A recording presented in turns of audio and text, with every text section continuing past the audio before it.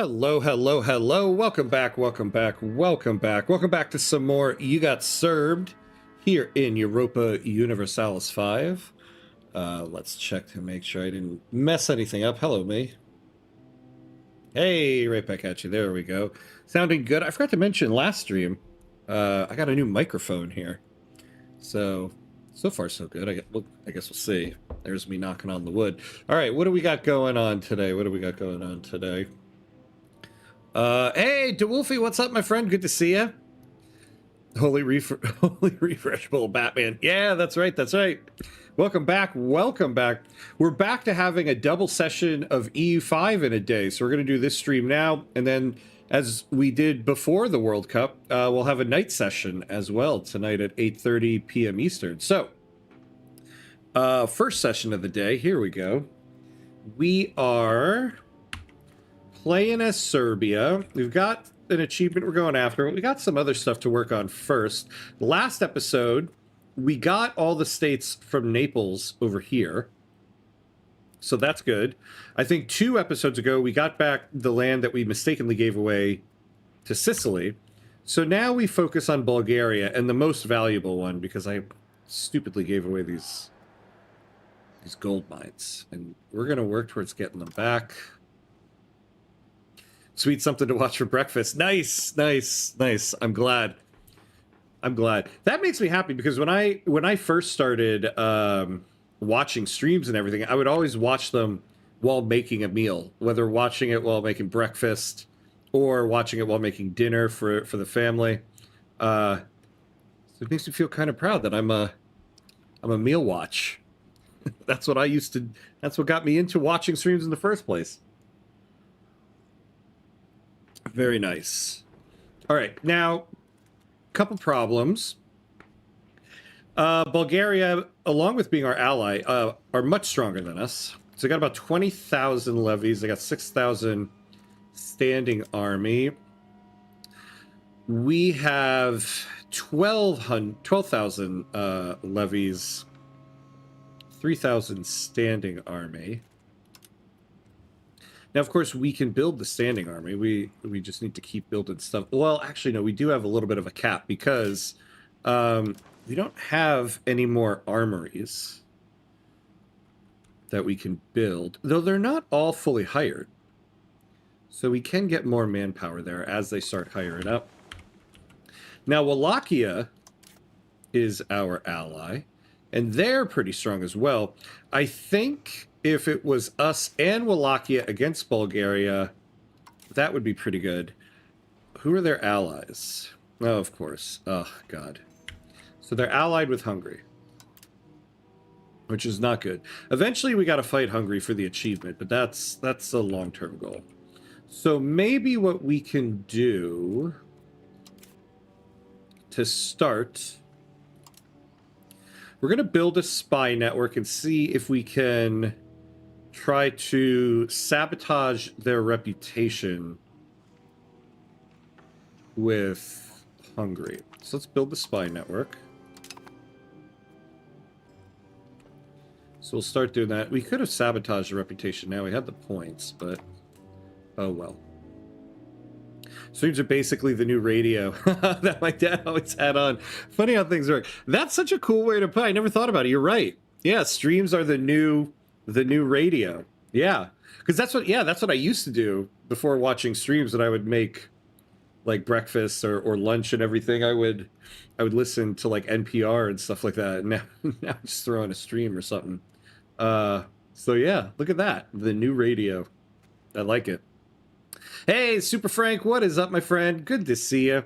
A ham cut stream and football is on TV again. Yeah, the world has healed after yesterday. Oh my God, I felt so discombobulated yesterday after a month of watching like 4 games a day. I was like, I don't think, and I didn't fully realize it until the morning. I was like, all right, let me look up today's schedule. I was like, oh my God, there's nothing to watch today. I actually got some work done. All right, how you doing, Super Frank? Good to see you, my friend. Let's clean up our view up here. Truce is expiring. RGO's missing employees. Yeah. All the All the usual stuff. We've got some Catholic zealots. Okay.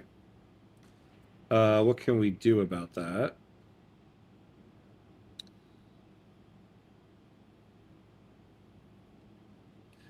Okay, so bad tolerance. Taxes for the clergy. Oh, I see.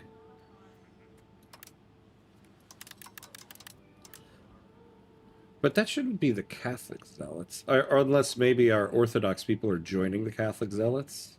This is the problem. We'll see. We'll raise that. All right, budget-wise, before we unpause here, not bad. All right, something I would like to do.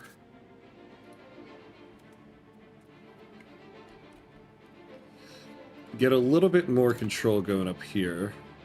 Yeah, normally there's a day break after the group phase. Yeah, but with the new format, it's only before the quarters. Yeah, I was wondering that yesterday. After having the day off, I was like, oh yeah, day off. When did those used to... when did we used to have those? I couldn't remember when they were. That's right. It's after the group stage. Well, we had a day of recovery. And now, you know, there's only one game today. Oh my god. What am I going to do with myself? Just one game to watch in a day? That's insane.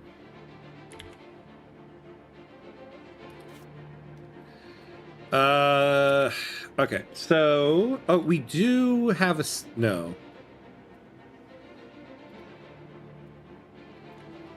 We need a city up here. See, we could use some control up around here. Where do we have... oops. Most wealth up here? Look at that, look at that. We have this. And they have dyes here, so... Valevo. Maybe we could build ourselves a city here. What's their population? 10,000? Let's take a look at the population map. I mean, this is a long-term thing. This is going to cost us a lot of money. Of course. Where we have marble.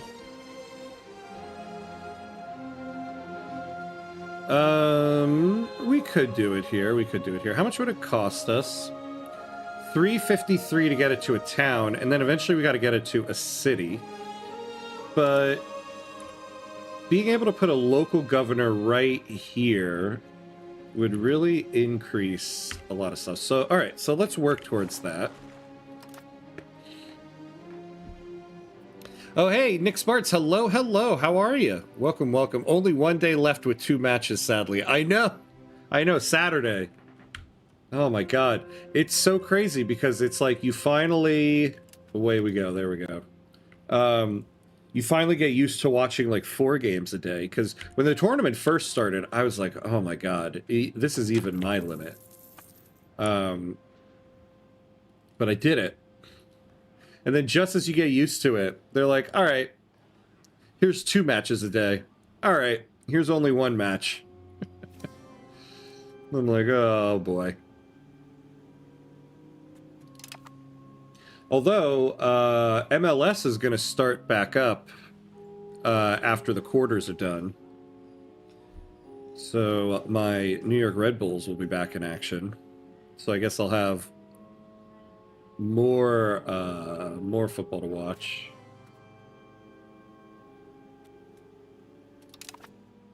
Let's double check. Oh, you know, I forgot to mention, we are now officially on the 1.3 release. 1.3 officially was released, so we're no longer on a beta. So that's cool. Now we can play it on the actual 1.3 here. So we'll see how it goes. We were doing the 1.3 beta the last few episodes, so... policy enacted. What did we get? Double Sabbath. Okay. Just looked it up. Qatar had a break after the round of 16, yeah. So it's more or less the same. Okay, but there's an extra round of knockout games. Yeah, I think that's also why it just seems like there's so much more, because we had that extra round of games. Oh, good, the mercenary contract expired. We didn't need them anymore. And we can now do Rights of the Nobility. Let me take a look at that real quick here. There might be less and less matches, but the games have way more energy and importance. That's a good point. That someone levels it out for me. That's actually great. Yeah, kind of forget about that. Yeah, the games are going to get more intense, you know, and better as the better teams keep moving on. So yeah, less games, but better games. Oh, hey, Jabba, what's up, my friend? It's already the 105s. Oh, are you talking about the temperature for you? Because I know it's been super hot over there for you. Oh my god. Hang in there, my friend. That's rough. Oh, streak. Yeah, as I said that, I was like, wait, he wouldn't be mentioning the temperature in Fahrenheit. Oh, damn. Hold on, let me look. Yeah, Jabba, congrats, my friend. Thank you. 105 stream streak. Damn it, I think I said it the last time you got one of these. I was like, I need to add something on my stream that can go woo on the screen or something like that. So I guess it'll just be me in the bottom corner there going woohoo. Thank you. Oh, KO is short for knockout. Glass shattered. Wait, what?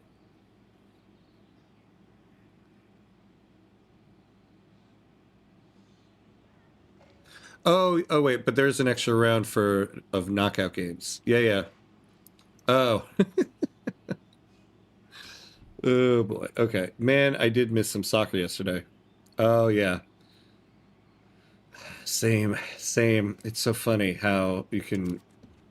I feel like I need to be free of it, and then at the same time, the moment I am, I'm like, no! Alright, let's take a look at what we have available for Rights of the Nobility. So we can lower... Okay. Curtail the nobility. Their equilibrium goes down. Oh, but we can raise taxes on them. Right now... Yeah, we're only able to tax them down to 62% equilibrium, so we can get more taxes. Already, this is a strong start here. Nobility, electorate. Oh yeah, and we also get a little bit towards centralization. How much are we going towards centralization at the moment? 0.8, so that would be good. Nobility, electorate. Noble estate satisfaction equilibrium goes up. Their power goes up. Nope. Rural noble authority. Their power goes up a little bit. We do get progress to serfdom, which we could really use. Because free subjects, though, you know, this pop promotion speed is really good for us, but we are losing levies. I mean, which isn't... I mean, eventually, as you progress in the game, you want to go more towards free subjects. But, man, I could really use those levies right now. Strengthen rights of the nobility. Look at that. We do get more levies. But their power goes up. Nope. Yeah, we certainly want to curtail the nobility. It's going to cost us 36 ducats. We're going to do it. All right. We have all been watching every day for so long. Yeah, and a daybreak really felt like, what am I doing with my life now? That's exactly what I thought yesterday. Like, what am I doing with my life now? I actually, like, sat down and started working on a video all day, and I'm like, I didn't realize how long it's been since I've really sat down and worked on a video. Do you know I've actually been recording a starting step series for Argentina for Victoria 3. And finally yesterday, because I had the day off and I could really focus, I was like, this series is not good. It's not much to it. So I scrapped it and started working on something different. I think having a day off and being able to focus helped with that. We got Zabi Alonso working with Cobham for the first time today. Oh, so that's something that got me over the lack of actual matches. Oh, nice, nice, nice. Oh, I didn't know I didn't know he got there already. Wow. Wow, wow, wow. Thank God for that. Thank God for. I'm actually pretty excited for Chelsea season, I'll say. Simply because of Xabi Alonso. I'm allowing myself to have high hopes. Your Majesty, a daughter has been born to King Drislav II Nemanjic. We are told that the baby is named Dubravka Nemanjic. Is that his first child? Yeah. All right, so at least we have an heir now. Now for my favorite part of the drive, finding a spot to sleep. Oh, nice. Kind of like camping, right? Finding the best spot for camping is always like the most vital decision of the trip. But that Argentina-Egypt game, though, oh my God, yeah. Argentina really had a 12th player there. I just don't, the commentator here in the U.S. on that match was Rob Green, former Chelsea goalie, former England goalie. He made a good point. He was like, when they called back that second goal for Egypt, he was like, this is not what VAR was created for. It's not what it was created for. To go back like a minute and a half and overturn a goal because of a play that happened like 50 yards away. Oh, hey, Mr. Floyd Pinkerton, what's up, my friend? Afternoon to you as well. How you doing? Good to see you. Oh, preferably in the shade. Yeah, I bet you're suffering from some uncharacteristically high temps too, aren't you, over there? Oh, we can do meritocracy now. We'll go into a stability hole. Maybe once we get through this next part of what we're researching, I'll unlock this, and then we'll start researching some of the meritocracy stuff. Because there's no point in unlocking it now and going into a stability hole when we can take a little bit of time and gain a little bit more stability. So that's what we'll do. Man, Egypt is suing FIFA. Yeah, and I hope something comes out of it. I saw that. They're like bringing a case against FIFA. It really is ridiculous. It really is ridiculous. Now all of the conspiracy theories are going to be abound about a fixed World Cup and whatnot. God, that was tough though. That was tough to watch. I feel bad for Salah, man. Yeah, 1000% VAR is good, but for those really small differences, yeah, not whatever that was. Yeah, I know. What I don't understand sometimes is for the refs themselves, like, just use common sense. Like, I can't imagine that ref, if he was sitting at home watching the game as a spectator, would be like, this is what should happen right now. Like, just as a fan of the game, you got to think as a ref. But, you know, I'm not in that situation where I'm the one in the center of the field in the stadium. Everybody's yelling at you. Both teams are yelling at you. Who knows? It still shouldn't have been called, though. And it's camping with benefits. Oh, yeah, I get paid like $50 per night. Oh, man. To be paid to go camping. That is it right there. Oh, you know what? I forgot. We do have a loan we got to pay back. So maybe we'll save up toward that first.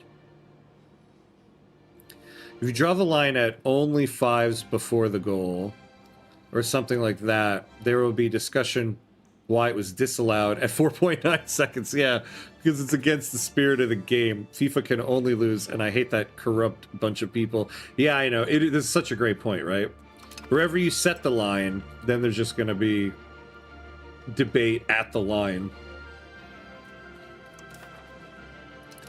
You know, we could really benefit from more trade capacity here. I wonder how can we do any more. Yes, we do have some more places we can do them. How much would these cost us?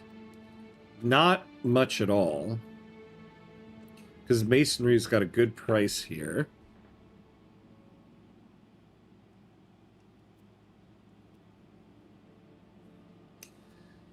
Oof. But you know what? We're so close to paying off that loan. I think what we're going to do is we're going to pay the loan off, and then we're going to start building up more of these marketplaces. Yeah, like, look, we got a possibility of 9 here. You know, I forgot, too, we also don't have a navy at the moment. Hey, Jack, what's up, my friend? Good to see you, good to see you. How you doing, buddy? This week has been cooler, around 25 degrees. Oh, okay. Now you can hear me clickety-clickety. What is that in Fahrenheit? What is 25 Celsius in Fahrenheit? Ah, 77. Okay. Yeah, it's not bad. It's not bad. I am a person who loves to live at 65 degrees. So 18. 18 is my perfect temperature. Yeah, that's true. That's fair. Yeah. I read that a lot with the offside rule, that there needs to be leeway so no one is called offside because of his toenail. But then there would be people offside by 2 toenails. This discussion is just endless. So my feeling on VAR with offside is I'm also just absolutely fed up with this type of toenail offside. I think the way it should work is... you can go to VAR for offside, but I don't think you should be able... First of all, I don't think computers should be doing it. I think a person should be looking at it and making the call. I don't know. Part of me also feels like you shouldn't be able to slow it down. You should just watch the play in real time. And if you can't see the offside in real time, then I think it's not enough to be offside. All of this, like, pausing it, the computer turns the angles around, creates an animation for it. I mean, I don't think the video games even call it that close offside. Here we go. All right, let's repay the loan. Oh, Naples is now indifferent to us. Look at that. Okay. So let's repay the loan. Wonderful, wonderful. We're up to... about 20 ducats of income, which is pretty good. Actually, you know, let's lower the fort maintenance and get even more income. Because I'd like to get more stuff built here. I'm good. How are you? Yeah, I'm doing good. I'm good. You know? I'm here. I'm going. We got football back today. Yay. It feels like long time no talk, but it's more like long time no talk and stream. I know, right? Like, time and space has just completely been warped during this World Cup. I am glad to be back to a regular streaming schedule, though. It was weird being on, like, a no nighttime stream schedule. 18 is what the AC is set to. Yes, that's right. See, DeWolfie, me and you are right there. That is exactly what I have mine set to. Ref has final say, right? Oh, yeah. Yeah, and the ref should have the final say on it. Because even before VAR, if the linesman called offside, it was still up to the ref to still take that call. Do it similar to NFL reviews. Need clear and conclusive video evidence to overturn a call, and don't use computers to determine offside. Yes. Yeah, I agree. And, well, I think, though, that's some of the problems with VAR, is that according to the rules of VAR... Oh, side note, I forgot. Yeah, part of our income here, you'll notice now we are taxing the Vlastella more, so that's good. According to the rules of VAR, it's supposed to be like, whatever the call was on the field, there needs to be conclusive evidence to overturn it. I think part of the problem is that a lot of refs are approaching VAR not in that way, but as I'm going to remake the call based on whatever I see.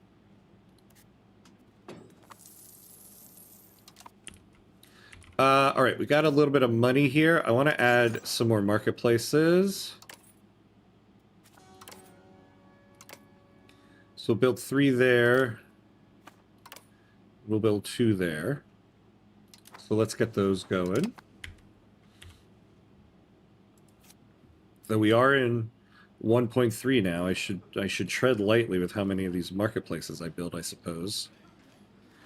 If you do it only in real time, only by people, there would be fans slowing it down and calling FIFA corrupt. Yeah, that's true. And bot because he was clearly offside. Yeah. Yeah, I know. You make a good point, right? Like, what are you gonna do? We opened the VAR can of worms, and it's out of the bag. I apologize. VAR was developed at the New York Red Bulls, so whoops. So the really close calls just get ruled as inconclusive. Yeah, well, that is what FIFA refs are supposed to do. They're supposed to do that, but you know. I'm guessing this is the old patch. No. 1.3 was just released yesterday, so we are now on the full release of 1.3 for this run. No longer on the beta. We can finally build universities. And we can now do education of the elites. Let's take a look at what our options are.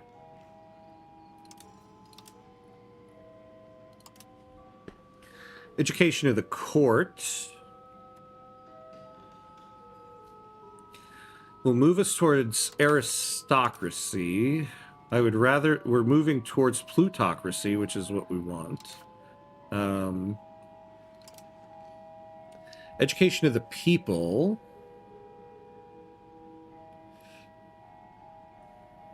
Okay. Mixed institutions. Open institutions. And theological institutions.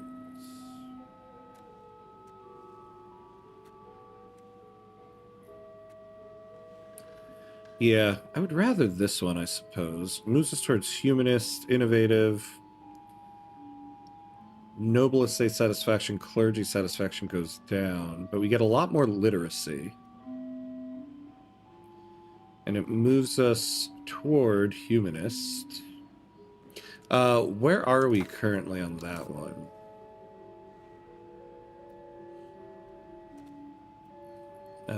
Why can't I see it? Here we go. So we're moving 29 towards spiritualist, so it won't really make that much of a difference there. So yeah, I think we'll go with education of the people. We got the money for it, so yeah, let's do it.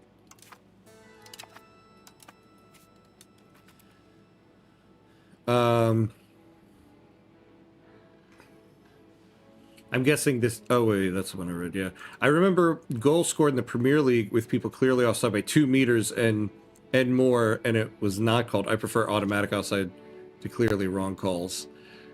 Yeah, I suppose so, right? I mean, I guess, yeah, we can continue to do the automatic offside and just tone it down a little bit so that your toe doesn't make you offside.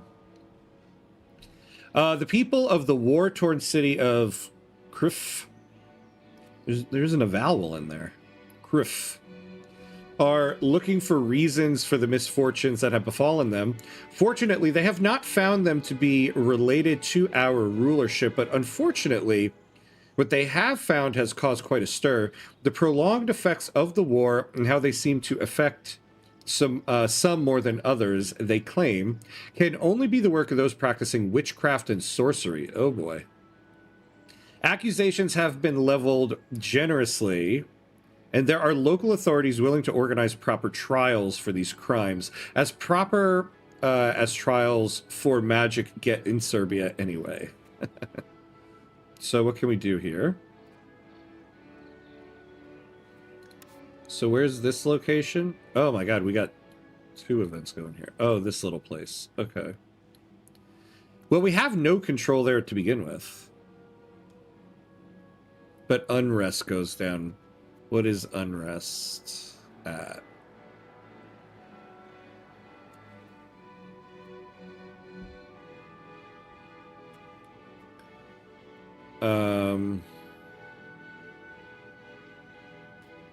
Now let's lower the unrest there. The Bishop of Branicevo reports that the local monastic communities are growing at an unprecedented speed. The estates of a local monastery in Kusevo have in fact grown so big and are so well kept that they have become the envy of our local administrator. The governor has become entangled in a conflict with the monks over where exactly the demarcation between their lands and those of the kingdom goes. The time has come for central authorities to step in and settle the dispute.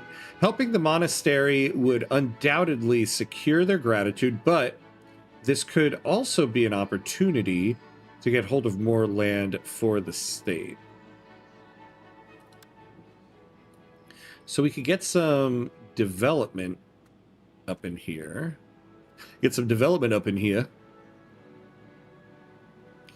They're currently at 16, so not so bad. But to clear, lose 10%. Or we gain 5 by them.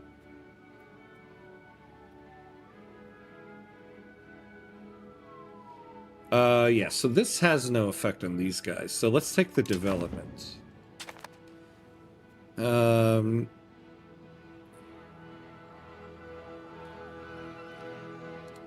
where do you draw the line between inconclusive and clearly wrong? There's no winning in this debate. You need a clear line that needs to be followed to a T.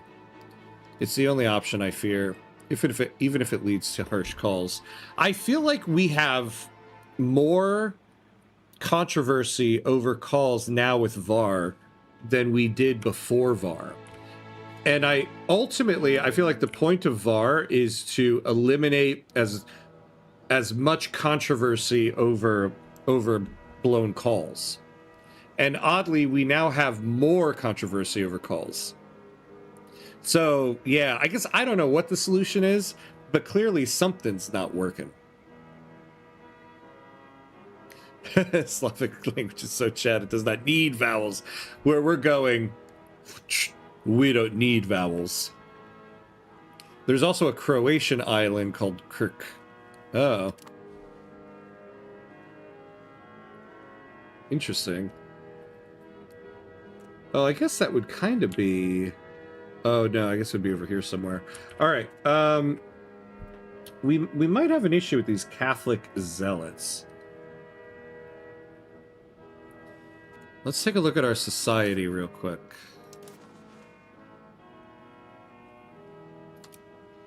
How many Catholics do we have? Oh, we're 21% Catholic. What's new in this new patch? I'll be honest, I haven't read through all of the patch notes. One of the biggest things that they've changed is that now that you the further you progress, the more the maintenance cost of your marketplaces goes up. So now trade is a little bit trickier. It's one of the biggest ones I know of. There's also a whole bunch of flavor content for Italy now. Now they have a lot of flavor for the Italian wars. So yeah, now's a good time to like load up an Italy run.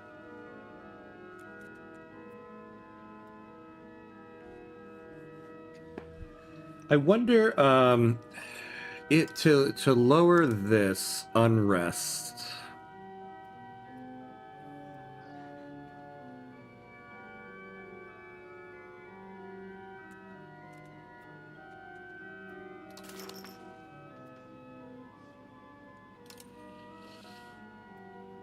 Oh, what can we do here?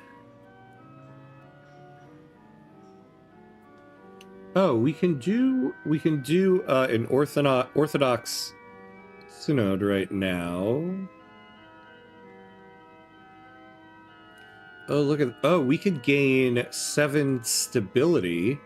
That would let us get meritocracy.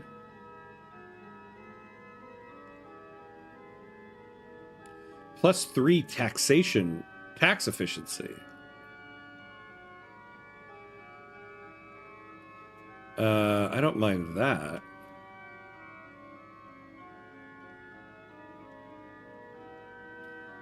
Ooh, okay, we're gonna do this. The clerical matters of our realm demand tentative care and attention if we are to preserve our orthodox traditions, to deliberate on the issues at hand and determine a common goal across our spiritual domain. A most holy orthodox synod will be called immediately. So that was that one. And this was the one where we can get like tax efficiency and stuff. With this one, get some conversion speed. I do like this 0.25 monthly control.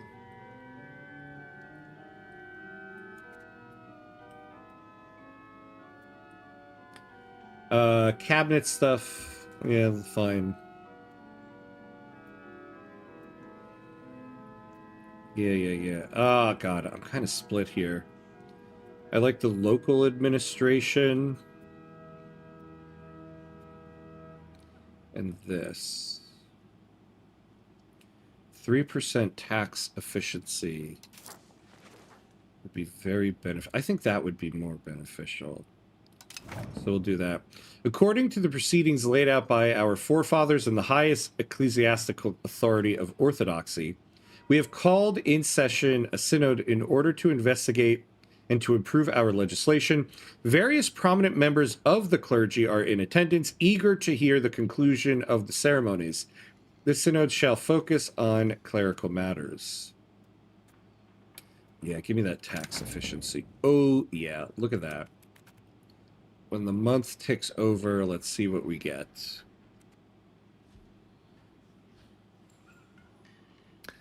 I have thought about it, and I guess I really don't mind VAR going to the 9s and doing everything tech allows.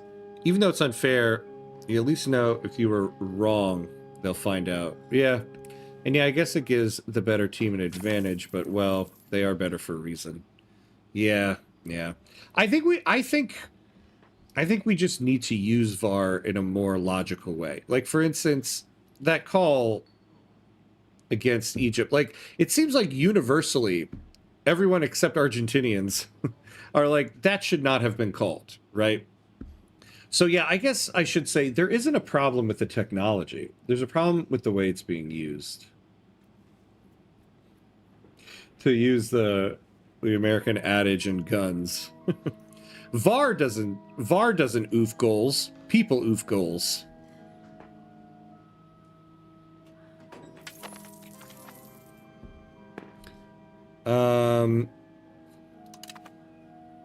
Our integration of Epirus has taken a fair bit of time, but now that Arta is a Serbian rural settlement, it will reach its full potential and make our nation prosper even more. There are other countries that are not... there are other countries that has not appreciated this expansion of our territory, though. Yeah, that's great. So the next thing we're going to save up for is... yeah, we're going to turn this place into a town. We'll do that because I want to eventually get this place to a city and build a local governor there. But then, you know, we could use with turning some other places with enough populate. Oh, one of our... I thought this was the baby I just had. Oof.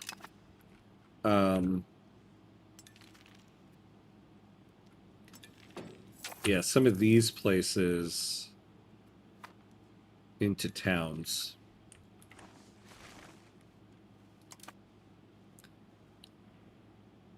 It might be the only one who thinks like that mainly when it comes to... Oh, I might be the only one who thinks like that. Mainly when it comes to offside, but there is zero controversy. There are just offsides that people don't like. All of them are correct according to the letter of the law. Yeah, yeah. I know, that's the thing. According to the letter of the law, if your toe is offside, you're offside, but... Oh, we can actually afford this now, so we will do this.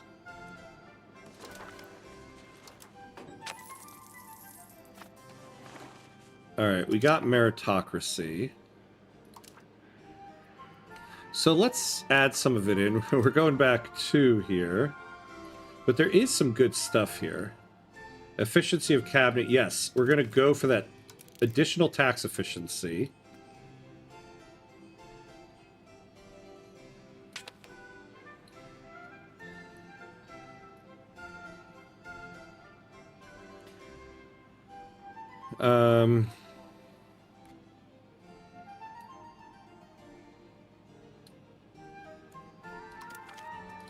We'll go with that.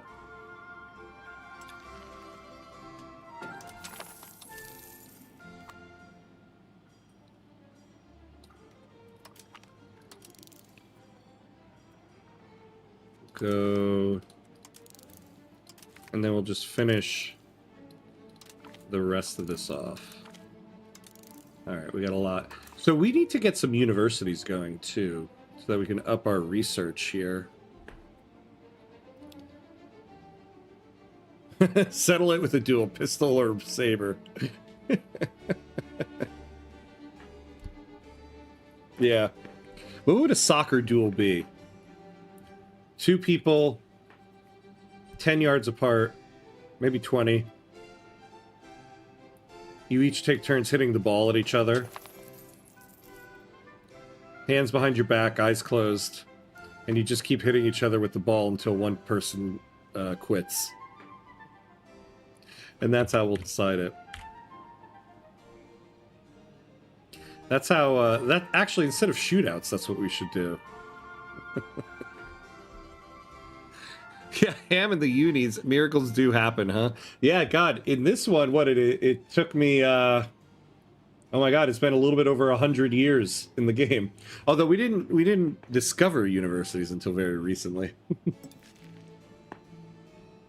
Yes, the Wolfie's on my side.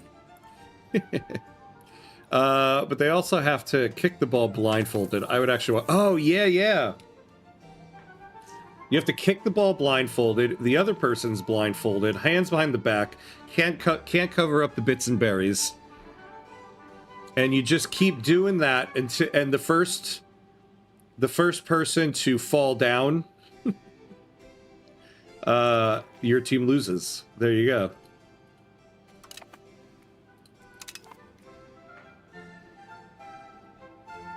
That would be better than a shootout.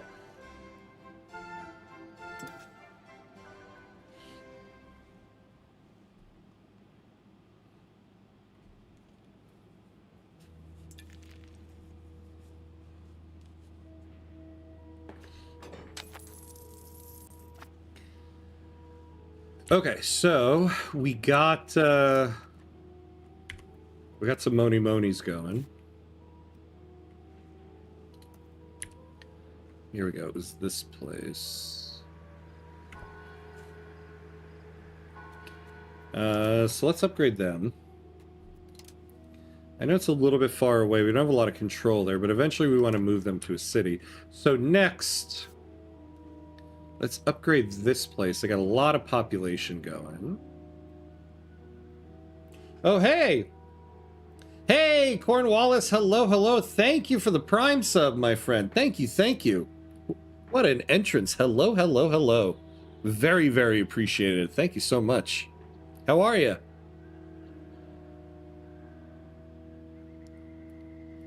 $341. Is there anything we can do to make this cheaper?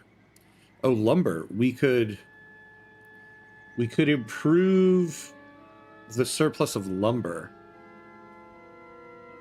Great, now I want this World Cup to be decided by this between Holland and Mbappe. Yeah, right? Oh my God.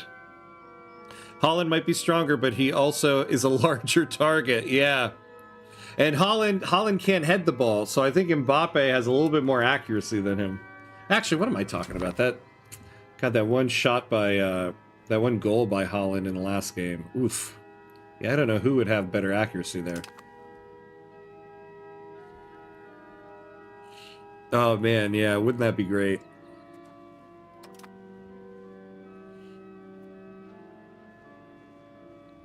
And then the opening ceremony of the final should be the send-off for Messi and Ronaldo. They do this for the final Messi-Ronaldo, to end the Messi-Ronaldo debate. All right.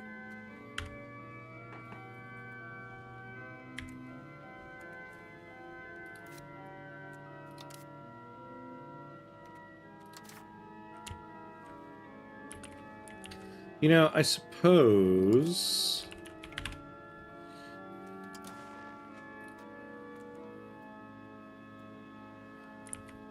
I could build some more bailiffs.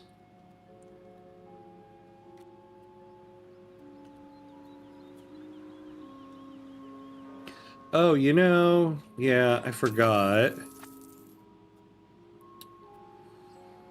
The dyes are pretty profitable. Look at all of this.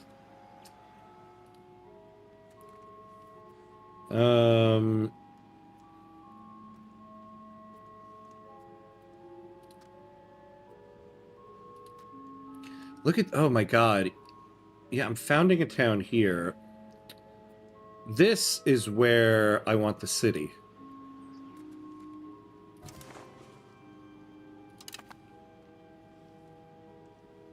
Wait, what? Oh. Oh my god. I'm sitting here drooling over a location that's not mine. What am I doing? Okay, never mind. I made a good choice. I was like, wait a second. I have this? No, I don't have this. Yet. Okay, what am I doing? Oh no, I just realized small, accurate players might have a big advantage, so Messi even has an advantage here. Okay. So then here's the fix for that. The other team picks your 5 players for this shootout that gets the ball shot at them. You can't pick. You get to pick which one of your players shoots the ball at another player, but the other team gets to pick who they shoot at. You know, Dan Burn on England will be everybody's first pick. So 6'7" defender. But he's also very tough, so maybe there's a problem there. Best goal, though, was still Cape Verde versus Argentina. Oh, man. I'm still pissed I didn't get to see the second half of extra time for that, because the power went out. Just a little sad still. I flew my father-in-law out to see the game in Seattle. Oh, my friend, I am sorry, yeah. I am sorry. Still, though, I mean, what an experience, though. Seattle's a great atmosphere, and to see a knockout game between the U.S. and Belgium, but still, I think that's still a good experience, you know? Like, I once, a long, long time ago, went to the CONCACAF Gold Cup final at the old Giant Stadium. So, you know, what everybody now knows as the New York, New Jersey Stadium. Before that stadium was built, there was another stadium on that spot called Giant Stadium. And the final of the Gold Cup in 2009 was USA-Mexico. And so I was so pumped to finally not only see a USA-Mexico game, but to see a final that's a USA-Mexico game. I was at the stadium with my face painted the American flag, and the U.S. lost that day 5-1. That was a tough one. But man, I still look back fondly on that just because of the experience itself, even though it felt pretty bad at the time.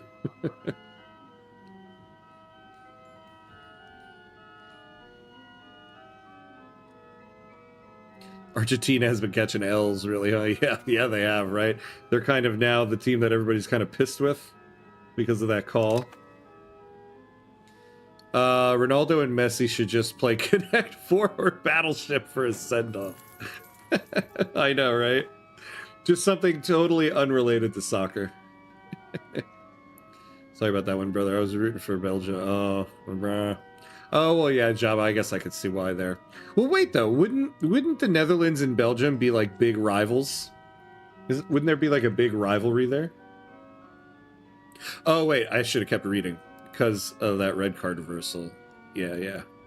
Just looked up that game. 5-0 and all the goal in the second half. So you even had hope during halftime. Yeah. I did. It was tough. Oof.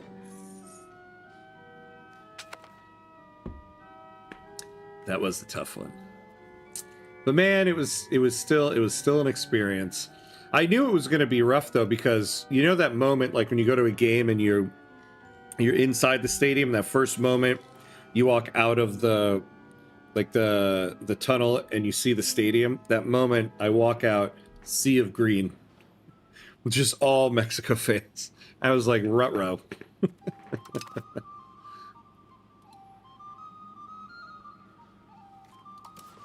All right, so we've got a little bit more trade advantage here.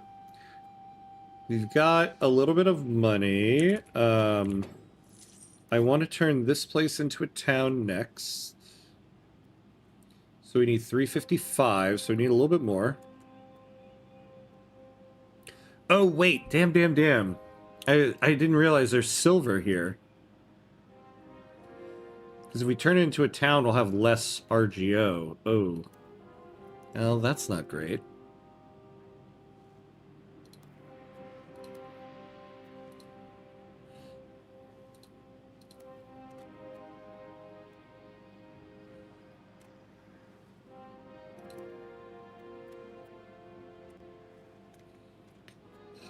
We've got some good RGOs around us.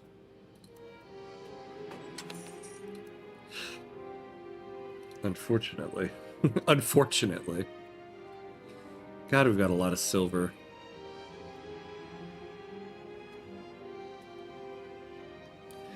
Here we go.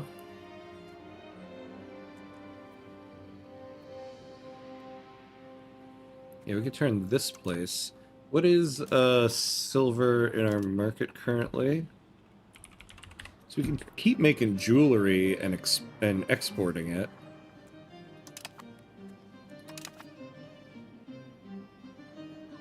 Yeah, we've got plenty silver. What do we have for jewelry? Oh, we got quite a surplus of it. What would be something...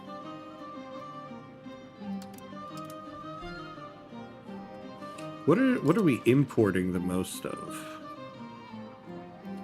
Dyes.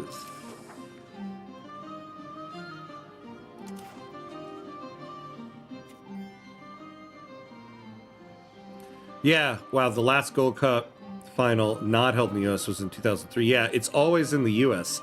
I don't really know why. Because, like, clearly Mexico can host it. Canada hosted it. I believe Canada hosted it once. They won it once. I don't know if they did. Canada could definitely host it. Maybe not. I mean, that's the thought. I guess that's the thing. Canada doesn't have a lot of stadiums. But I mean, it should alternate. It should alternate between the US and Mexico hosting it. The other thing is, I wish the Gold Cup was every 4 years. They do it every 2 years. And I think that kind of waters it down a little bit. Your Majesty, a daughter has been born to King Drislav II Nemanjic. We are told that the baby is named Visnija Nemanjic. Awesome.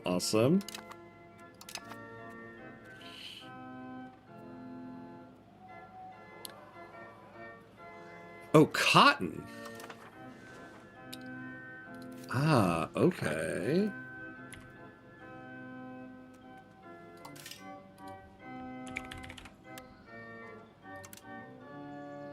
Oh, wait, what?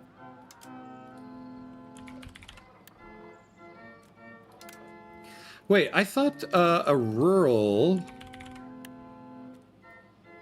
Yeah, I thought the Spinners Guilds... Oh no, that's cloth. Oh. What is wool in our market? Why are we... who's using...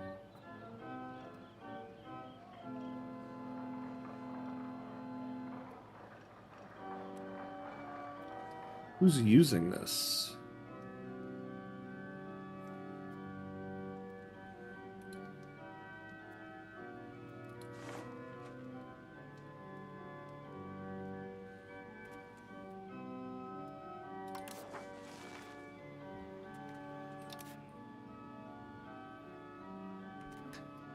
Okay. Why, oh, why? Oh, I see, because it produces more.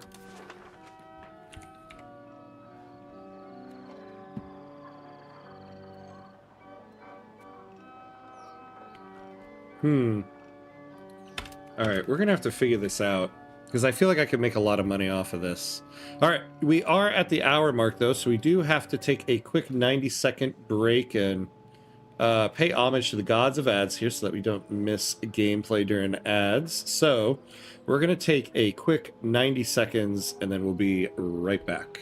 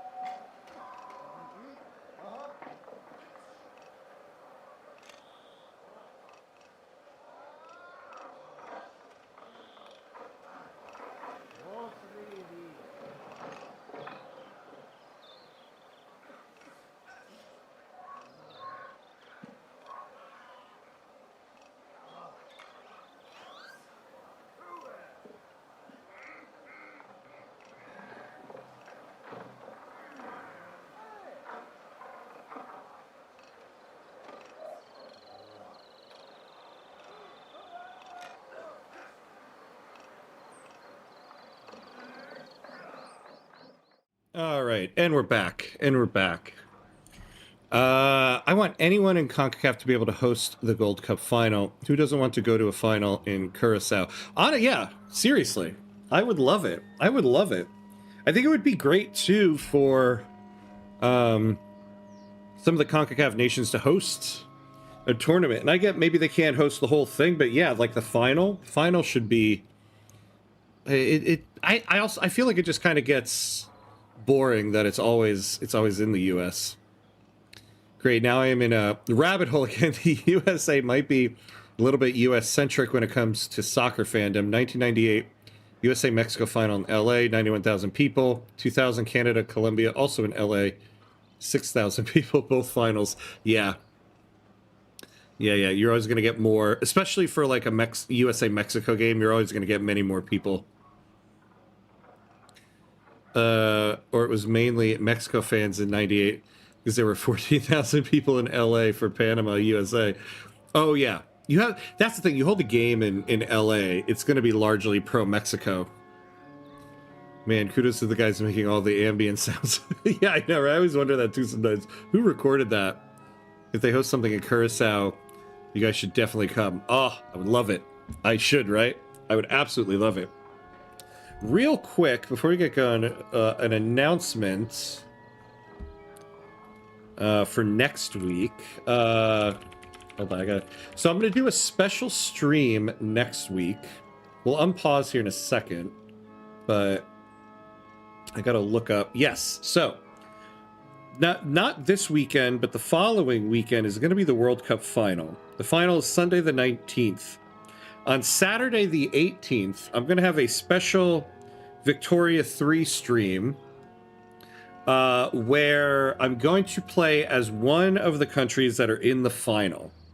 So I'm looking up the schedule here. The semifinals are on Tuesday the 14th, Wednesday the 15th. So right when that semifinal on Wednesday finishes, I'm going to open a poll on the Hamcord and on YouTube for everybody to vote who they think is going to win the World Cup. And the poll will be open through Friday night. And then that Saturday the 18th, I'm going to play a special one-off Victoria 3 stream as that country, leading up to the third place game. So the third place game is that day. I'll do like a 5-hour stream that ends right when the third place game is going to start. So keep an eye out for that next week. After the second semifinal, I'll have a poll up there as to who you think is going to win the World Cup / who I should play with on Saturday the 18th. So we'll see. It's kind of daunting to think I'm going to be doing a stream and I don't know who the country is yet. So there's not much preparation to do. Okay, so back to this.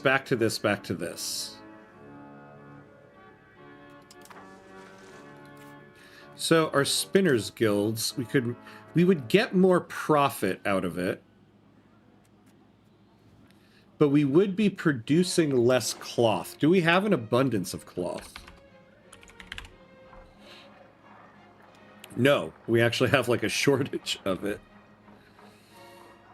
All right, so we should be building some of that stuff.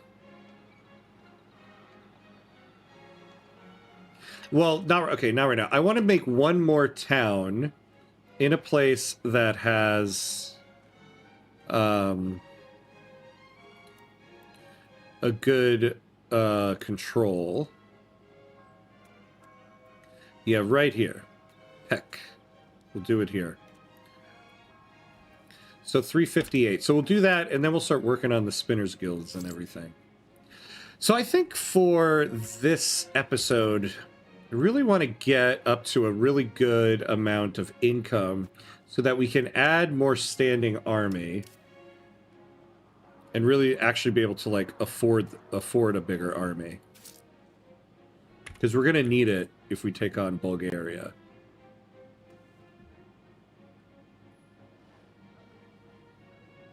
I wanted an excuse for visiting the Caribbean for a long time. Yeah. You need no excuse to visit the Caribbean. I would love to go to the Caribbean sometime. I've never been there. I would love to like see Jamaica at some point. And Curacao. Norway, Morocco, yes.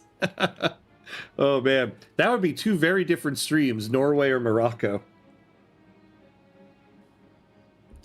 Though both subjects.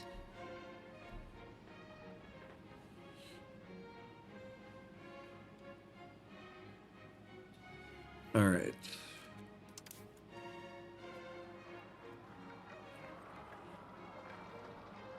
So when we build up the military, we have a lot of light cavalry right now, so we could like... We have no heavy cavalry. So we could build one of those. Kind of curious.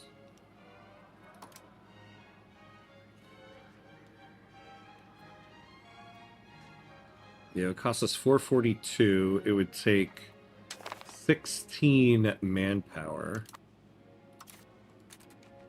Little baby can start learning. I believe she's the heir, right? Yeah. So let's give her an administrative education.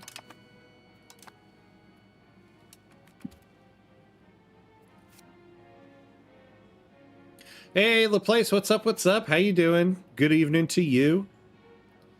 How are you? How are you?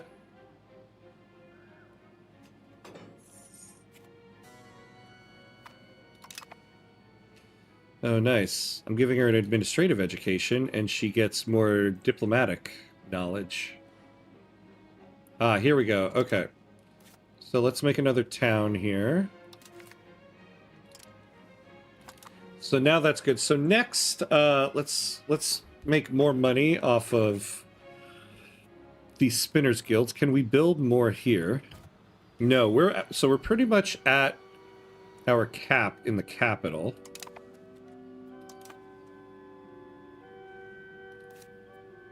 Maybe we should build it here. But we could also build it here.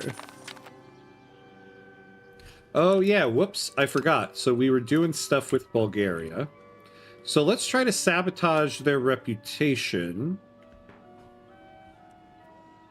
Now, I always get this mixed up, which direction it's going. The target country will get negative opinion of the chosen country.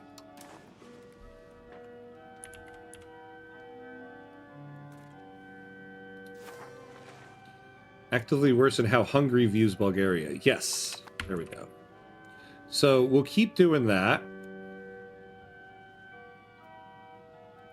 And so now we're on cooldown until September 1st. We have more espionage points, so we can do it again. And we will. Because I would love to break up that alliance. Good. I just saw you know who mistakenly said Islamic Republic of Japan live on TV in front of heads of state at a NATO summit. Yeah. No end to the idiocy of that man. Oh yeah, the Islamic Republic of Japan. That was sad, but also hilarious. Yeah, I've had my fill of that man. He ruined the World Cup for me, and that is I mean, I would say that's unforgivable, but at this point, I mean, how many unforgivable things can one person have?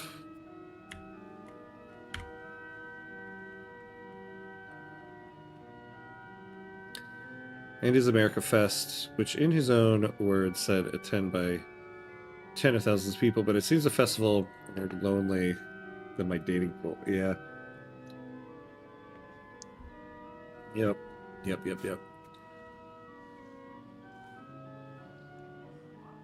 All right, you know what?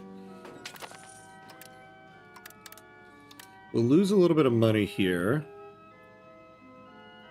But let's keep them at 50% satisfaction. Oh, we're actually going to raise minting a little bit.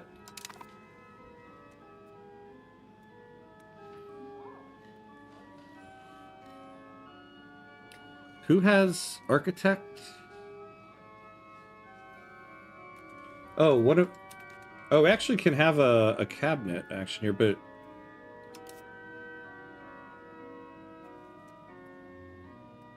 Oh, this guy's costing us tax efficiency. Why do we even have this guy there? Okay, hold on. First things first.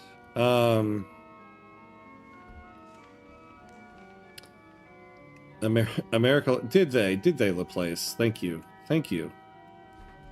Thank you for the update on that.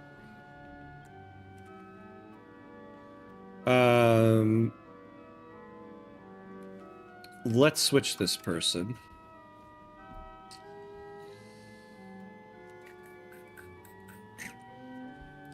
And cost us 5 stability. We'll get rid of that. And now we'll add another person here. Unfortunately, we don't have any crown people, so... Alright. Oops. Yes, and now tax efficiency is up to 5%.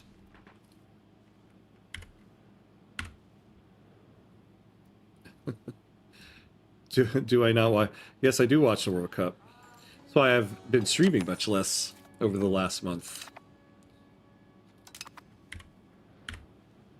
I was being sarcastic.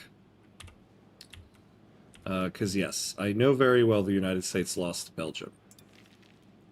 It's been a rough couple of days, so thank you for that.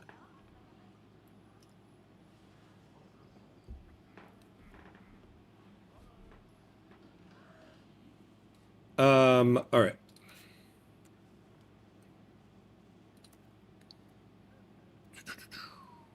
So now.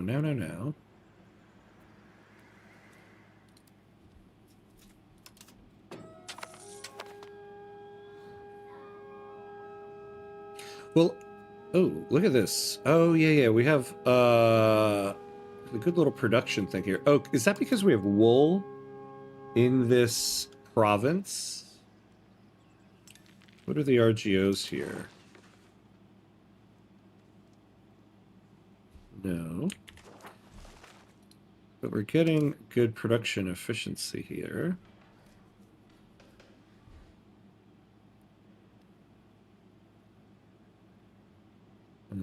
Okay.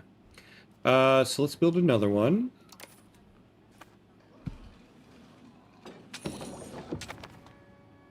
Oh, we can upgrade these guys. Let's take a look at what we have here for cloth. Also, EU5 get negative review on Steam. Yeah, people have been kind of starting to turn on EU5 a little bit. It's so funny because it's like EU5 got two very extremes in reception. When it was first released, everybody was just like, this is the best game ever. And it was very good on release. I mean, I liked it a lot. But people were like gung-ho. And now it's starting to like flip all the way to the other side, where people are like, you know, it's unplayable. I'm like, gee. It's not that bad. Alright, so we can't build any more there, but as this place upgrades, we'll be able to do it here. How long is that going to take? About 144 more days. Okay. You know, I suppose... See, the problem is, we don't have a navy at all. I should have some type of navy, right? But the problem is who we need to take on at the moment, Bulgaria. I mean, having a navy is not going to do anything for me. I suppose having a navy and blockading these lands will help me overtake them, but I feel like the money would be better spent on a standing army. Unplayable, yeah. Yet here we are playing. I know. Unplayable.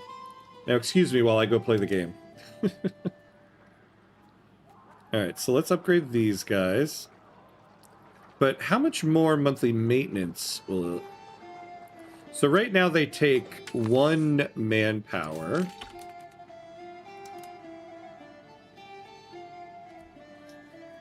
Oh, and now they'll take 2. Okay, yeah. So let's upgrade them.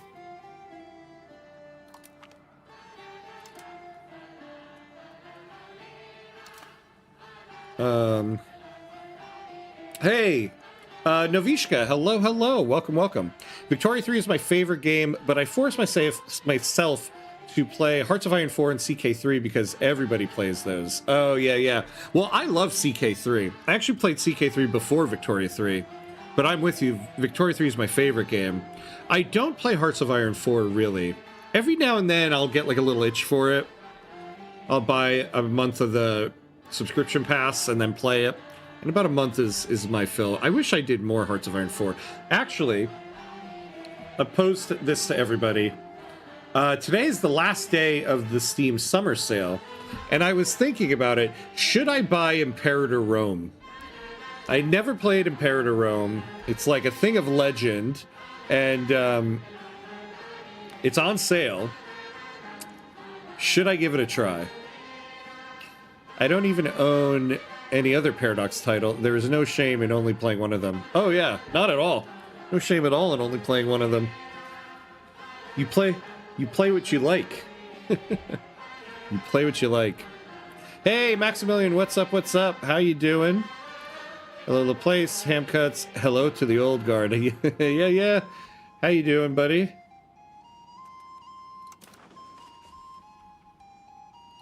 All right, what do we got here? Charter subject governors. We can get some subject income. I don't know how much of that we're getting anymore, though. Oh, you know, part of this income we have, I forgot. We're getting war reps from Naples. I got to remember that. Establish a commodity exchange. Expand the gravel road network. So we'll move more towards centralization. Promote the integration process. Yeah, I mean, we're integrating Central Macedonia right now. Reach out to our faith. We're fine on that. Sponsor a cathedral. Support a noble cabinet. I might just do the integration process. I don't think there's any laws we need changed.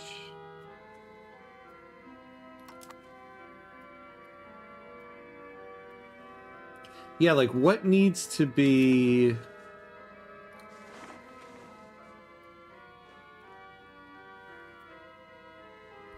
Oh, yeah. A lot of these places I took from Naples, I forgot, need to be integrated. All right. Yeah, that is what we're going to do. We'll speed up the integration process, and it'll pretty much pass on its own. I think it's my anniversary to the YouTube channel. Oh, nice. I'm making Chinese friends online. Ah, very cool. Okay. Very nice. Congrats. I held Finland against the Soviet. I've done all. wait, which game was that? All I wanted with the game. Oh, is that... Oh, yeah, against... is that Hearts of Iron 4? It will be on sale again in like 3 months. Yeah. So there is no hurry in pulling the trigger now. This is true. But I got a gift card. I have a Steam gift card. There's a sale. Should I just do it and have it in the library? I have been wanting to try that. But I'm also like, am I just going to buy it, load it up, play it once, and then that's it? You know? I worry about that. All right. Is there anything worth it to negotiate here? No.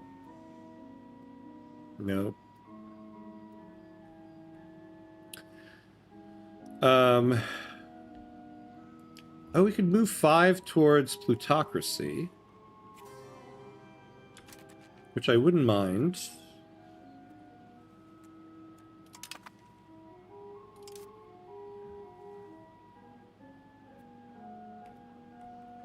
Yeah, maybe we do that. Because getting this cost of court down from aristocracy would be very nice. We're moving towards plutocracy right now, but we could lower it a little bit. So let's do that.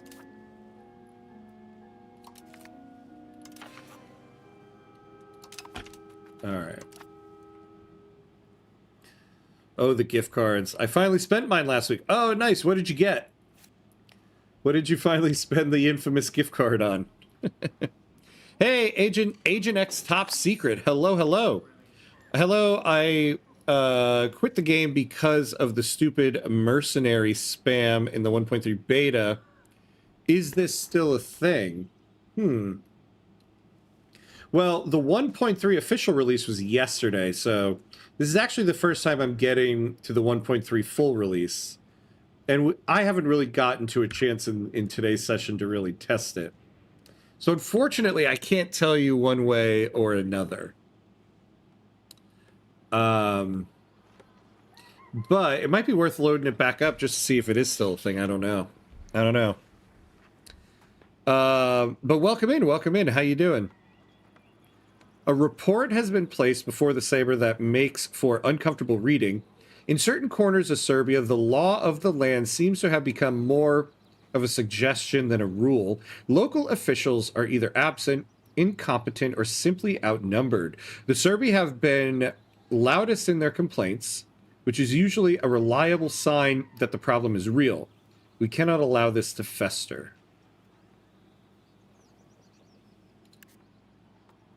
So we can gain 10% control here. That actually wouldn't be so bad.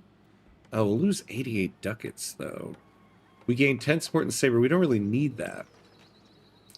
We lose pop satisfaction. What a waste of money. But we will take it. God.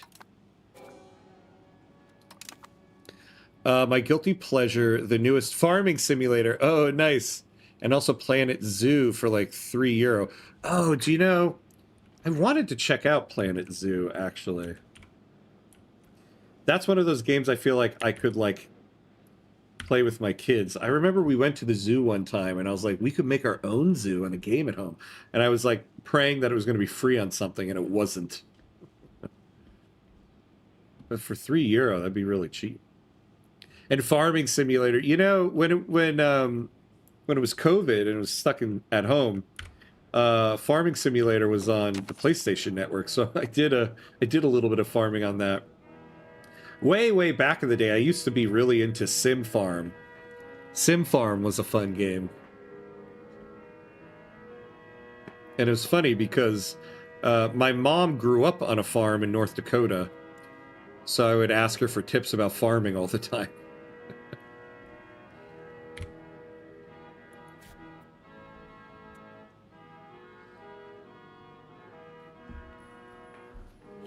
Righty.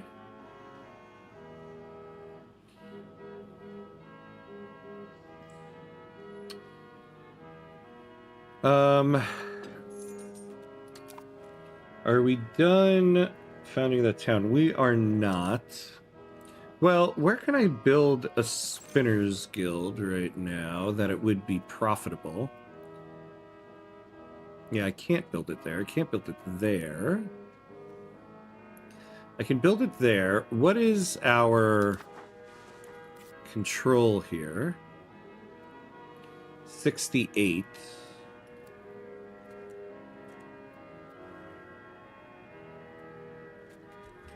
Wait, are we done? Oh, this place is done. Okay. So let's build it here.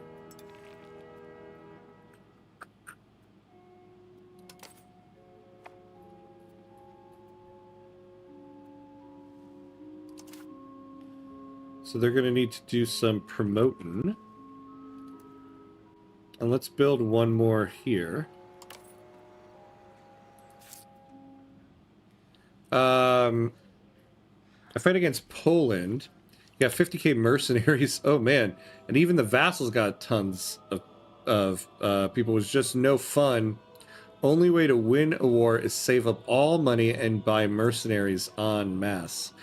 That's interesting. So I was playing this run on the 1.3 beta for a couple episodes, and we went to war with Sicily, and then later on we went to war with Naples, and I found we didn't get mercenaries like that. We actually outnumbered them quite a bit. So I don't know, maybe they toned it down a little bit, because they did do some updates to the 1.3 beta along the way, so I don't know at what point in the beta process you stop playing it, but I think they might have toned that down, because we fought 2 wars on the 1.3. Oh, Saber Pass. Nice. And we didn't run into that. Oh, who's this guy?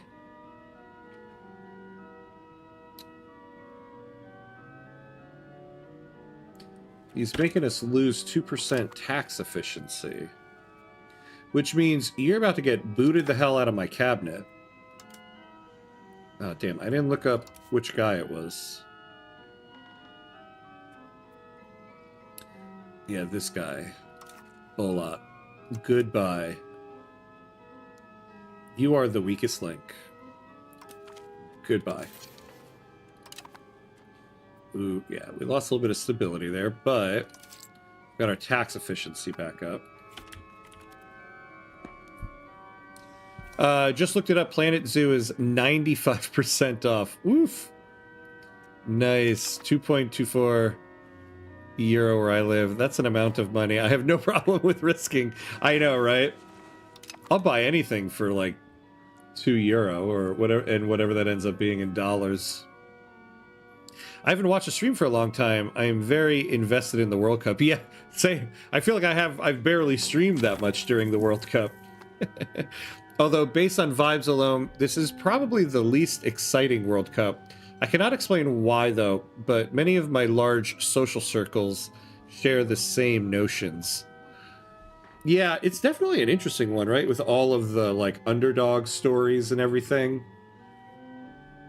I think it's hard to tell because when you think about previous World Cups, like, if I compare it to, like, the last one in Qatar, when I think of the Qatar World Cup, the very first thing I think of is that final. The final was, like, the most memorable part because it was such a fantastic game. So, yeah, I feel like once the tournament is over, kind of reflect on what was it like as a whole. I mean, I'm still kind of torn between what I feel about this expanded one with 48 teams. First off, there's talk about them wanting more teams than the next one. I absolutely don't want that. I like having a lot of these teams in the World Cup, but at the same time, it's just a lot of games to watch. 4 games a day, I have to say, that is tough. Usually in a World Cup, it's like 3 games a day. And I'm like, ooh, that's a lot, but you know what? It's fine, I can do it. 4 games a day for like 3 weeks really took a toll. So I don't know how I feel about the whole expanded thing. But they have the Paradox DLC way of making money just on steroids. Oh, oh my god, the ultimate bundle for Planet Zoo is 72 euro, but the base game is 2. Yeah, they learned. They are taking a book out of Paradox right there. A merchant has been lost at sea while trading in the Constantinople market, taking all his goods with him to the bottom of the sea. And all of his goods were only worth 8 ducats. I bought Last Train Home because I needed a new RTS fix. I have that game. I've had that game for a while. I actually kind of forgot I had that game. And every now and then I'm like, oh, I'm going to sit down and really learn how to do this game. It looks really cool. Maybe that's what I'll play instead of getting Imperator Rome. That game looks really cool, but I haven't really ever played it. I bought Planet Zoo 2, but not the Omega expansion one, though. Yeah, I think if I were to get Planet Zoo, I would not be spending 72 euro on it. I'd be spending 2. Then we'll see. Because we all know you get it now, and then if you really do like it and you want all those DLCs, the Steam Autumn sale is right around the corner. Castile demands from us to embargo one of their enemies. Do we wish to comply? So, embargo Morocco.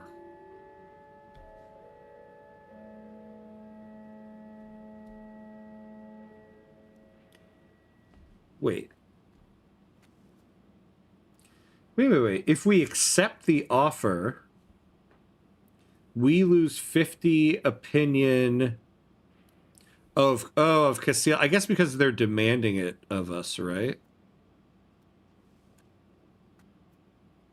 But if we decline the offer, nothing happens? All right, how about no? How about no on that one? If I really like the base game, I still can buy the DLCs. Yeah, during the next sale. Exactly. As far as I can see, they only add animals. Yeah, so yeah. Play the game, then decide which animals do I really want in this zoo. I mean, the zoo game I should really be playing is Jurassic World Evolution. I have the first one and the second one, and I have played it, but I kind of fell off of it for a long time. That's the zoo game I really want. Ah, nice. Okay, so we have encourage urbanization. So we can use a cabinet action to increase promotion speed. Where do we need... Ah, look at this. Yeah, we're missing a lot from that lumber mill,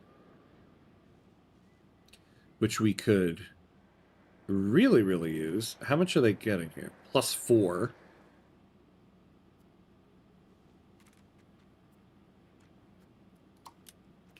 You know, we're developing Kosovo. We need to integrate. So let's integrate Albania. We're encouraging plutocracy. Do we need to do that anymore?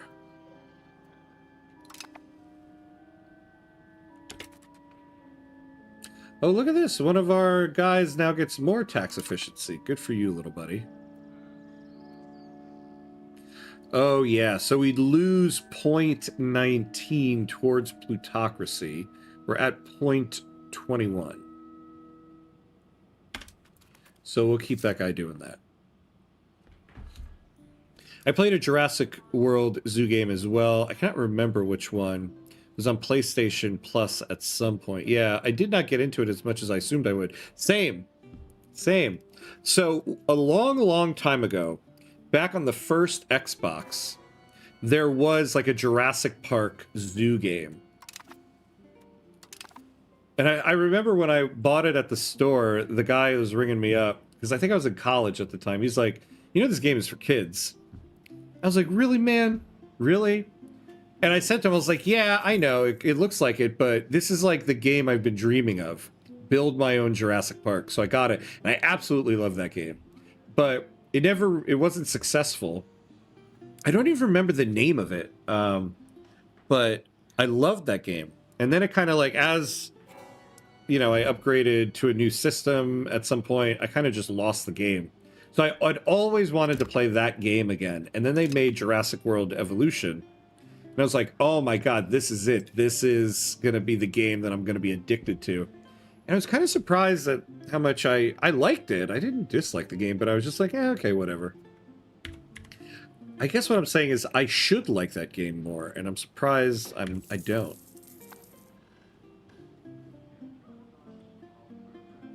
But it must have been 3+ years. I did not have PS Plus in ages. Yeah, it was probably the first one, because they're up to Jurassic World Evolution 3 at this point. I have not gotten the third one. This game is for kids. Yeah. Dude, I have 5K plus hours in Minecraft. I know. I was like, really, man? In the video game store, that's what you're going to say to me with the game I bring up? Not a good salesman. Not a good salesman. Oh, I want that game at some point. I love dinosaurs. Yeah, exactly. Like, it is a lot of fun. It's definitely worth getting, I would say. I don't know what the difference between the second one and the third one is, but the second one was a lot of fun. Oh, hey, Gmar. Hello, hello. How are you? It was... Yes! Operation Genesis. That's what it was. I played the shit out of that game, too. Oh, my God, yes! Jurassic Park Operation Genesis. That is what it was called. Wasn't that a great game? Wasn't that a great game? And so for years, I was like, I would love to play that game again, but it's gone. There's no game like that. So when they came out with Evolution, I was like, oh, hell yeah. Sadly, I did not play it as much as I played Operation Genesis. My favorite dinosaur species are the Velociraptor, Mongolensis, small, agile, social. Oh, nice. Who does the chat? Oh, Oh, I think their favorite dinos are. Ooh, ooh, ooh, ooh. Favorite dinos. Let me think about that for a second. Let me read this and then see if I can decide which one. The Clear seeks out help, claiming that, in accordance with our censorship laws, we should remove all outdated religious texts that are in circulation. Recently, it was found that decades of small tweaks and deviations in newer versions of our holy texts have led to a divide between those who preach the old world and the new world. This rift is minimal, but the very idea of holy texts deviating from one another is revolting to the Clear. As such, they have asked us to purge all of the older copies, which could lead to instability on account of having to destroy the old and relished copy of local temples. Well, the Clear is at 50% satisfaction, so we don't really need this 5%, and I'd rather not lose this, go into negative stability. Yeah, we'll take this and get the stability out of it. The Cathedral of Ioannina, whatever, has been damaged and is in urgent need of repair. The Metropolitan has let it be known that he expects us to help fund the repairs and that a general redecoration would also be quite beneficial for the church. Pious architecture has seen great development since this house of worship was first built, and it could certainly benefit from us bringing in foreign experts. Oh yeah, look at that. So we'll gain some religious influence for just a ducat. Let's do it. God, yeah, I don't know. I mean, I hate to be basic, but, like, how can you not go with the Velociraptor, right? I mean, the fact that they were intelligent, I think, just automatically makes them so much more tense to be around. Whenever you're watching a movie and a scene that has them, or playing a game with them. So I guess I would go with that. But many kids are going to have a GTA 4 for Christmas. Yeah. Or you mean 6? Yeah. You're gonna have GTA 6 for Christmas. Oh my god. I wonder if that's why they're pushing it back. Make it a big old Christmas release. Because what is it now? November that it comes out? I love how Steven Spielberg needed to cook up a new dinosaur even for the first movies, because actual velociraptors are just too tiny for people to care. I know. Yeah. They're too tiny, and they're covered in feathers. And so, yeah, they needed to change that up a little bit. I also find it interesting that, I always find this to be a cool little piece of trivia that, in the first movie, one of the first two dinosaurs we see, or they have that scene where, like, they stop and see a sick Triceratops, and then the scene right after that is the T-Rex scene. But it really puts things into perspective that in the timeline of history, the T-Rex is closer to human beings than it is to the Triceratops, which is kind of a funny thing with that movie. Also, not a single dinosaur from the movie Jurassic Park existed in the Jurassic period. I just find that kind of funny too. I like the little ones who eat. Yeah, Peter Stormare in Jurassic World. Yeah. You know, they kind of, so there's the scene with those guys in the second movie, The Lost World. And, well, I guess a spoiler for the book, but the book it came out in like 1983 at this point. In the book, John Hammond actually dies at the end of the first Jurassic Park. And that scene with, like, the Russian guy who sneaks off, that's actually a scene from the first book. And that's what happens to John Hammond.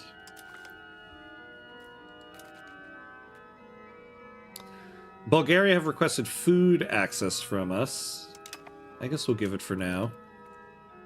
So right now I'm trying to save up. Oh, we actually do have quite a bit of money. I want to build some universities. Because this will also...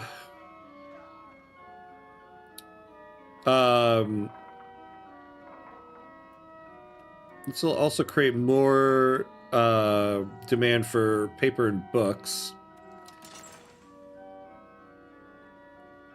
Now, we can't really afford more buildings here, but we should build one here. And then... yeah, 218. Okay, so we're going to build a couple of these. But let me check real quick. What are books and paper? We already need more books, so that'll actually be the next thing we build. Paper, we got a good amount of. So actually, I could probably build some scriptoriums now. Well, actually, let me see where they would be most profitable.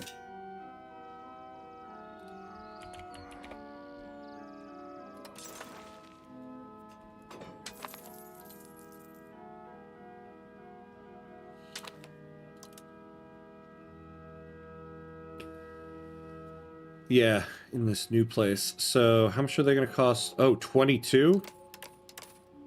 Load it up. All right. Also, I assume back then it would have been way harder to animate such tiny animals. Yeah, and skin is easier to animate than feathers. Well, what's funny, though, is like the whole debate between whether dinosaurs are closer to birds. At the time that the first Jurassic Park book was written, it was kind of a new idea. By the time the movie came out, it was still up for debate. So the idea of I think people were would be less accepting of seeing a dinosaur with feathers that looks like a bird than they are today, because at this point today, it's a much more accepted theory. Whereas when that movie was made, it actually wasn't as much, which is kind of funny since that's like an aspect of that movie. We have a marriage proposal. Who is this again? My younger sister. All right. Well, we can get better ties here.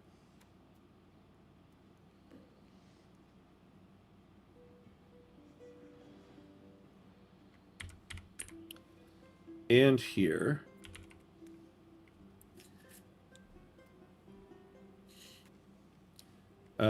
What's our relation and trust with this subject?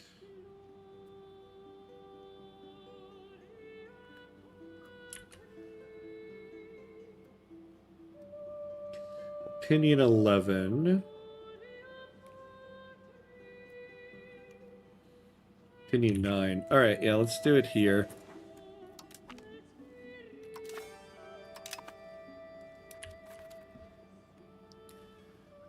Wait, what dino does Ham like? Yeah, I guess I would go with the raptor. I mean, it's such a cool idea, like a dinosaur that has some level of intelligence, the way they presented that. Also, not a single dinosaur was harmed during the filming of Jurassic Park. Yeah, exactly. They should have put that in the credits. People were not as cool back then. I love for a while, there was a meme going around. Someone took a still frame of the credits, and it's somebody in the movie has the title like Dinosaur Handler or something like that, and they were like, you had one job. You had one job. Oh, I also forgot. Let's all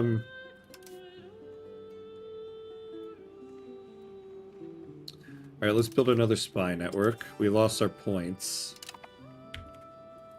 We want to keep ruining Hungary's view of them. We're going to do another scriptorium here. We can't do another one of these, right? Oh, yeah, we can. Yes, yes, yes, yes. Let's do it. We'll do one there. I think at this point, actually, we're going to save up now to make another... I would like to get 2 of these heavy cavalry units. So we're going to save up for that next. Get more standing army.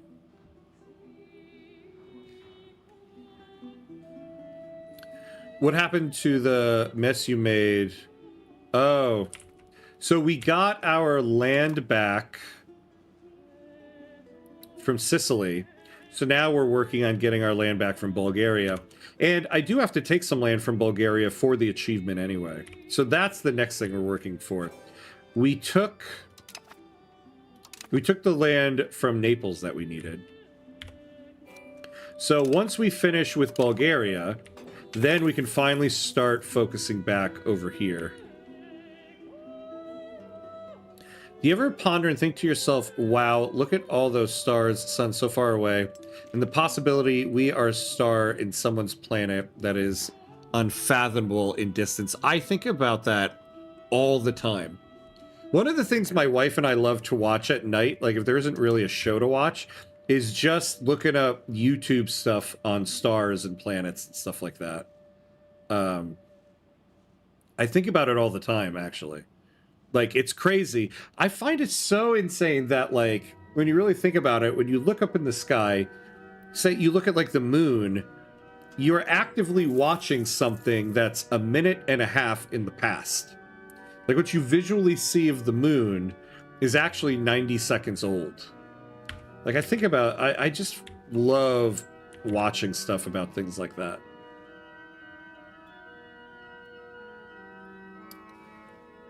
Weren't Hammond way more corporate in the books? In the Walt Disney way? Yes. Yes, he was. He was. In fact, oh, we got a son. I guess this is the new heir.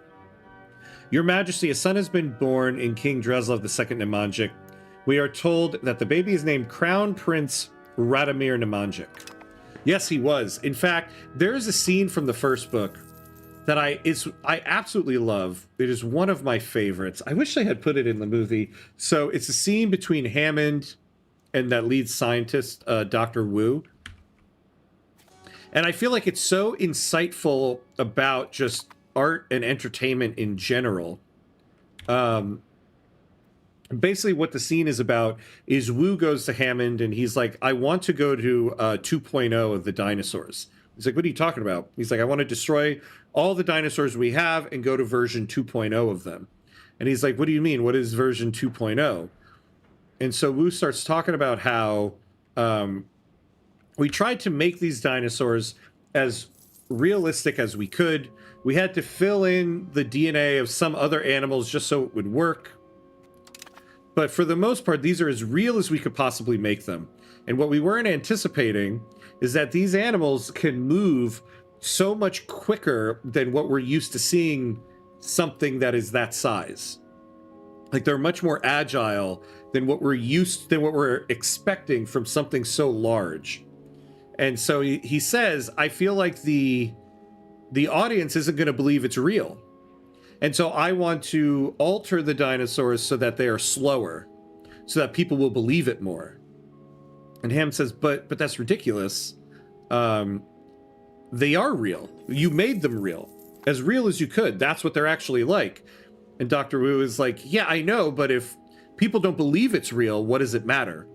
And it's this great scene where that is basically their impasse. And I think about that in regards to like art and entertainment and even history itself. Like, you could, if something isn't so real that people don't believe it, what should you give your audience? What they're expecting or what is true? And that was basically the nature of it there. And so, yeah, Hammond was basically like, I guess that goes against the idea that he was more Walt Disney and corporate and all of that. Because he was exceptionally corporate in that book. But he actually wanted authentic dinosaurs more than the person who made them. Oh, guys, you stumbled on something I could go on for hours about, which is Jurassic Park. Cope and seethe, dinosaurs are giant birds. Yep, yeah, basically. I'm so messy. This new job has me shook for sure. I'm forgetting all kinds of stuff. Oh, no. Oh, no. You'll be okay, my friend. Yeah, it is always, you know, it's tough whenever you start something new, but you got this. You got this.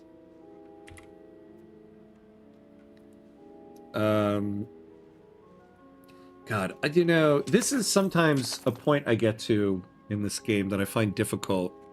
I want to build more buildings to get a better economy, but we really need more military. But the military costs so much. And so we're going to have to save up for quite a while if we're going to do this.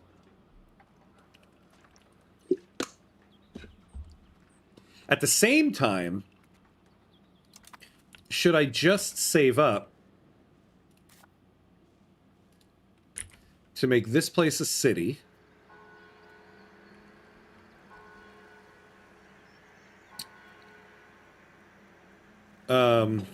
So I can get a local governor up here. Because ultimately, that might be better for us. But that's a lot of saving up.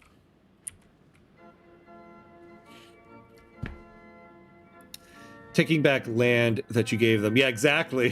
Fixing my mistake. This big old detour we've had to make.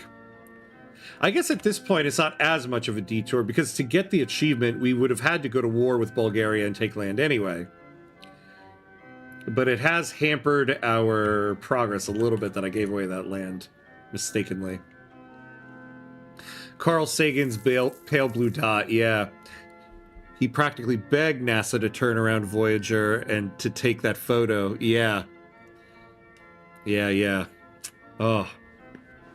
Carl Sagan, man. I love Carl Sagan. I love, like, looking up old videos of his. I was such a fan, too, of the movie Contact. Surprisingly, at one point, I was like, I want to read the book Contact. I love the movie so much. I was at the point, I was looking for a new book to read at the time. And so I was looking it up, and I don't know what it's like currently. This is a few years ago now. I could not find it anywhere. I mean, I suppose I didn't check, like, eBay, get like a used copy of it, but I couldn't find it on any digital service. I couldn't find any place I could buy a physical copy of the book. I was like, what the hell is this? What happened to his book? I guess I didn't actually look up like eBay or something to buy a used copy of it. That's some damn corporate discussion. Yeah, it is, right? That's what I loved about that book. Jurassic Park was the first book I ever read for pleasure. And it introduced me to the joy of reading. That's why I just love that book so much. Every few years I reread it.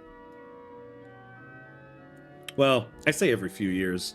It's getting a little bit more time between when I read them, but I do read it regularly on interval because I just love it so much. All right, what do we... Oh, we're going to get more tax efficiency. That's good. Actually, how are we doing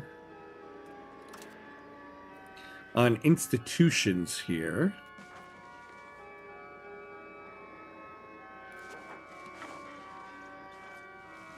All right. Second, probably the finest American out there. God, nature, whatever. Takes away our best earthly, or our best early on. Yeah. Yeah, I mean, wasn't he? He was just wonderful. And even listening to him talk about things that didn't even have to do with space or anything like that. He just had a great perspective on life, I feel like. Ah, hold on. All right, we're now at 100 legitimacy. We can lower our cost of court spending. I'd like to get to a 1/4 point of stability. Well, no, we'll bring that. We'll get to point 2.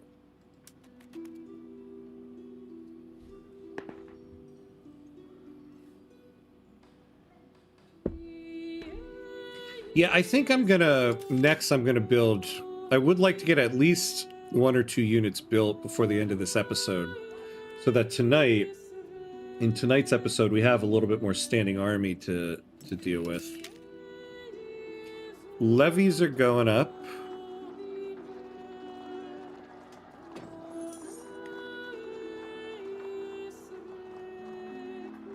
I wish it would tell me what is the actual total number it's going up to.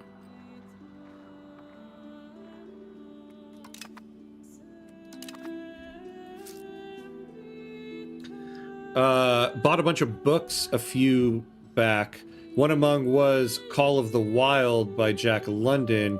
Short and not overwhelming for someone not used to reading. Oh, nice, nice. How was it? I've never read that one.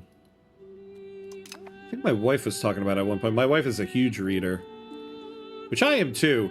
I found the amount I read has gone down since having kids, though, because I used to love to just sit and read at night. And now once the kids go to bed, I'm just like, my brain hurts. So it's gone down a little bit. Hey, Undersquirrel, what's up, what's up? Awesome username. I love it. How are you? Haven't been here in a while. How did the invasion in southern Italy turn out? Actually, not bad. Not bad. I mean, the invasion of southern Italy, we kind of got expelled from southern Italy, but we won the war. Because the war was to take the land over here that Naples had. So the invasion of southern Italy, not so great. The war itself, though, ended very well. But welcome back. Welcome back. How you doing? Oh, let's see. We're at the 2-hour mark, so it is time to pay homage to our gods of ads so that we don't get hit by ads here during some gameplay. So we're going to take a quick 90-second break, and we will be right back.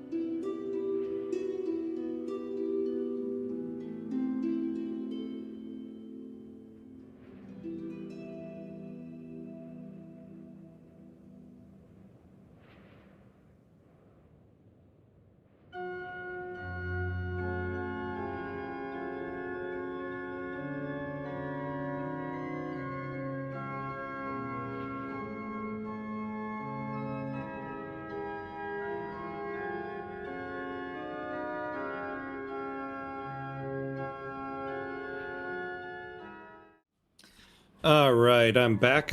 Welcome back. It's quite good. I did actually read Lord of the Rings, and that was a slog, yeah, but also something I enjoyed. Yeah, Lord of the Rings is great. Although I haven't finished Lord of the Rings. I've never read The Return of the King. I try to read like straight from The Hobbit all the way through, and my stamina always kind of gives out at the end of the Two Towers. Love to hear it. I'm just feeling bad for some folks in my company that just got laid off. Oh no. Otherwise, just waiting for my D&D session to start. So hanging out here for 30 more minutes. Nice, nice. Nice about the D&D session. Always fun to have something like that going on. I hate to hear that, though, about your colleagues. Corporate layoffs, the, like, bane of capitalism. My boss called me to ask me how it went because I already had to have some harder conversations. He said pretty much like, I like that you're doing them, but you don't have to yet. Oh, people have to get used to the idea. So don't force your will just yet, even though it's correct. Well, that's nice. That's some good advice. So at least it sounds like you have a supportive boss. That's good. It sounds like you're doing well. You're just trying to overachieve. So congrats to you, my friend. All right. So the break made me realize something here, right? If we look at Bulgaria,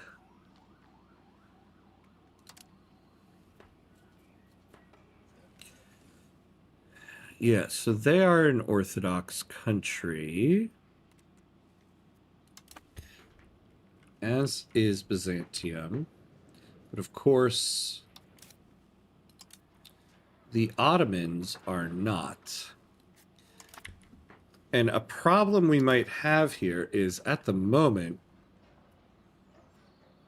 we are pushing spiritualist.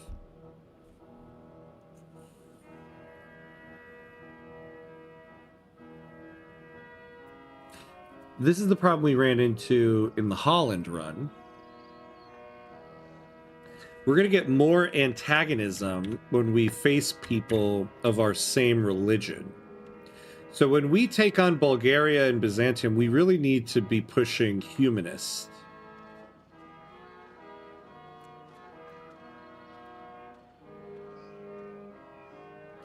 Yeah, like we're going to get that.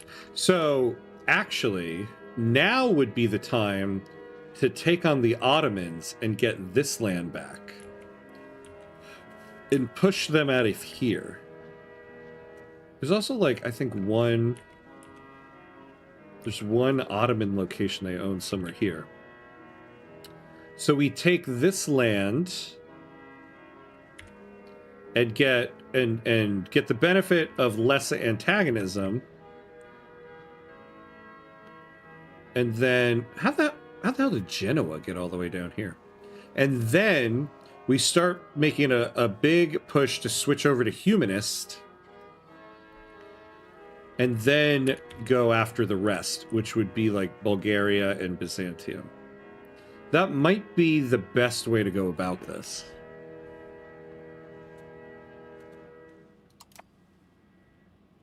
We still hold the city of the world's desire. I know, right? Like, clearly the Ottomans have been going for it. But the Byzantines, they are holding strong in their, like, 1, 2, 3. They have 4 locations left.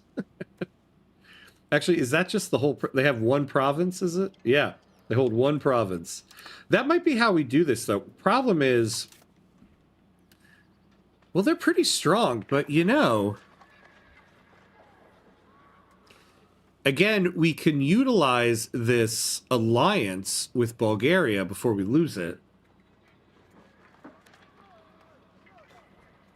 Ottomans getting quite scary. Yeah. Yeah,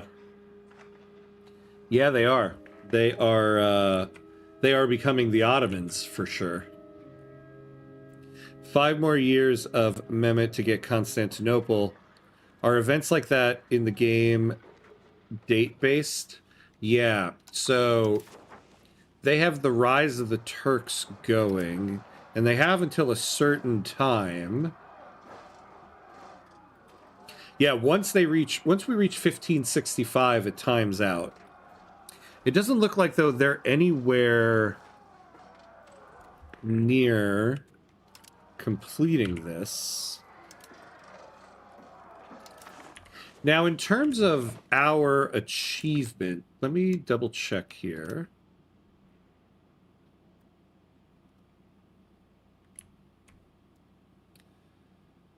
Hold on. I wanted to look at...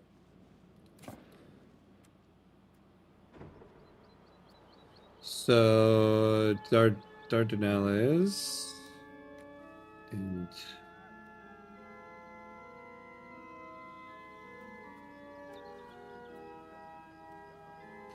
What, is this just a province of one location?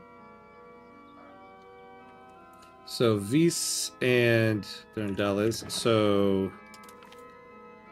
What did they consider part of the Serbian Empire?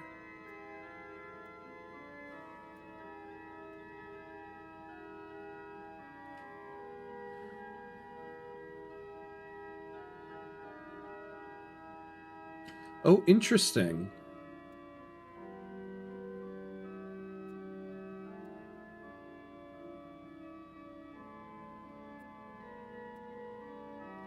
Okay. So kind of a change of plans here.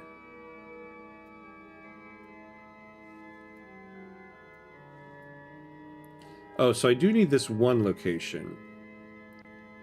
Boroditsa. Oh, hey, Jabba, thank you for the sub, my friend. Thank you. Oh, I appreciate it. Very, very cool of you, my friend. Thank you. Very nice. You are the best. You got your 105 stream streak. Given a sub. You are the best, my friend. I am glad you have a nice boss, because you deserve it. Yeah, I don't think we only need this one location.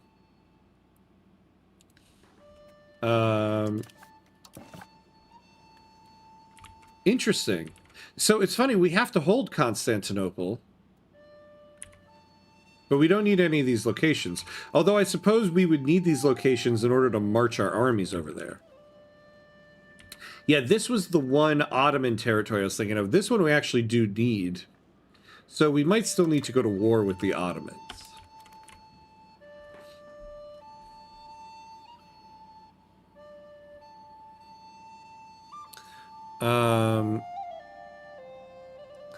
Yeah, he is great. But he did ask me to have a conversation next week. Oh, okay. Well, you know, it could be good. Could be good. You just started a new position. Maybe it's a check-in. I'm here to announce that FIFA is a disgrace. Applause to that. Yes, they are.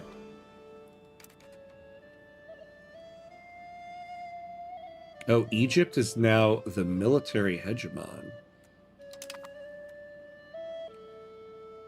Oh! Damn it, did I forget about the... I forgot about the Catholic uprising. Is that what this is? It seems that the Serbian revolt are behind creating a civil war in our country.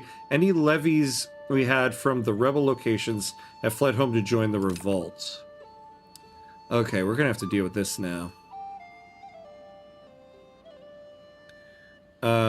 To be fair, by this time the Ottomans did have a bunch of the provinces you actually hold. Yeah, I know, it's true. We are doing actually quite well against the Ottomans, considering what we know happens historically.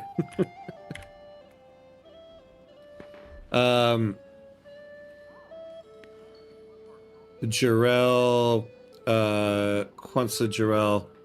Oh, now banned for 2 matches instead of 1 for a red card. Wow. Hold on. Let me look this up real quick.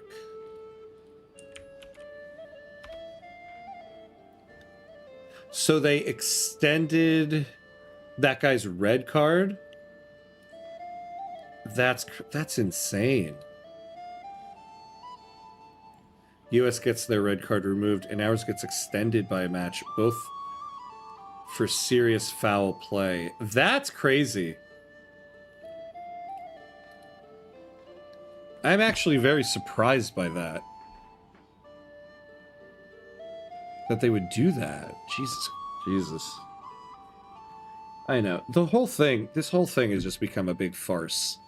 The end of this tournament, man. Ugh, just take it all. Yeah, no, I will. I'm going to take all this land right here. But we are going to need to go to war with them to take this. We need that. And then we're going to take this just so we can march over that way. But yeah, we might as well just take the land. Now he misses the quarter and the semis. For a tackle, that shouldn't have been a red card anyway. His foot just got stuck on top of the ball. What a complete total disgrace. What I find crazy about that is I could see the ref giving it in the game. But that's the type of thing where after the fact, when the disciplinary looks at it, it should be like, oh yeah, it was his foot kind of bounced over the ball and that's what happened. And then you say like, okay, we're not going to extend the suspension on that.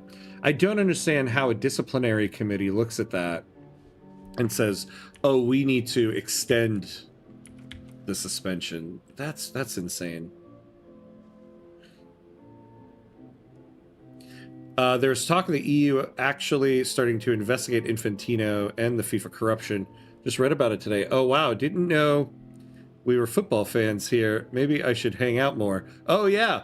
That is the #1 sport on this channel. That's my #1 sport, at least. I hope they do. I hope they investigate him. Oh, nice. Bulgaria just like kind of auto-entered. Okay. All right, so we got to call up our levies. Yeah, let's raise them all in the capital. Let's bring these guys over here. I have to crack down on this rebel scum. So we got a bit of a side quest here.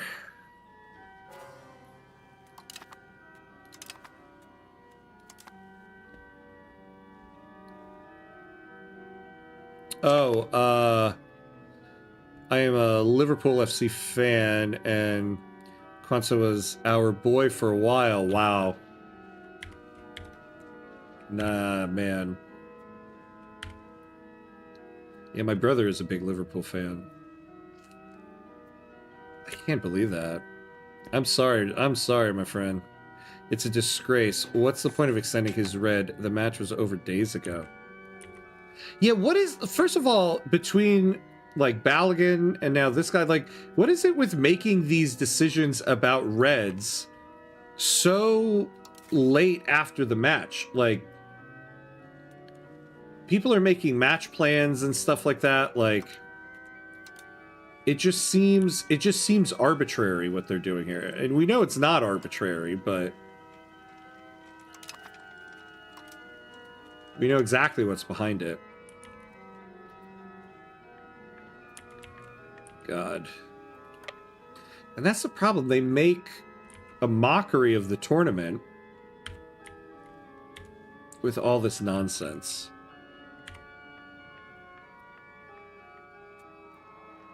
And what's crazy is, you know, the U.S. lost to Belgium, so the whole thing with the Balogun red card is now kind of moot. Belgium won in the end. So the dust can finally settle on that, and here we go. They're just creating a whole new situation here. Yeah, the reason that caught my attention a year ago was the channel owner wearing a Moroccan shirt. Oh, haha. No, it was, I was wearing... You're talking about me, right? No, I had an Algeria shirt. I don't own a Morocco shirt. Yeah, I was wearing my Algeria jersey. Now Tuchel will have to change his tactics again. Yeah, see, that's what's crazy about it, is that you can't make these decisions so late in a tournament, you know? In a league, when it's a league, you know, you have like 38 games in a season, but a tournament like this, God. You do not see many Americans interested in football, to be fair, so I wanted to be friends with the guy. You scouse bastards, you scouse bastards. Yeah, it's true, right? It's like you don't see many. You see a lot more now, But I'm many people's token soccer fan. Whenever the World Cup comes along, they're like, "Oh, hey, you know something? Tell me a little bit about this." All right, here's your 4-year check-in on the sport. I didn't agree with the red card in the first place, but I was willing to accept it. Now he has a 2-match ban. It's a total disgrace. The player he tackled wasn't injured and got right back up. I think the problem is okay, here's the other thing I find crazy about this, right? In the aftermath of the whole thing that just happened with Balogun and like an overturning of a red, making decisions like this about red cards so far after the match, you would think they would be like, all right, let's tone it, let's lay low for a minute. Disciplinary committee just did that one thing. It was a major shit show.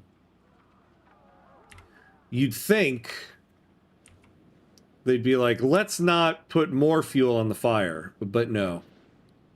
Apparently not. Yeah, and if you believe a certain side, the U.S. shouldn't host any soccer because who watches the un-American thing? Her. I know, right? That's the thing I found funny before the tournament. People were like, nobody in the U.S. is going to watch it. And I'm like, you know. Even in the 94 World Cup was like a hugely successful tournament. And that's what's kind of funny. I've been watching the sport my whole life. And so even back when nobody was really watching the sport, people still watched the World Cup. Americans love big international competitions like this. So it was always going to be successful.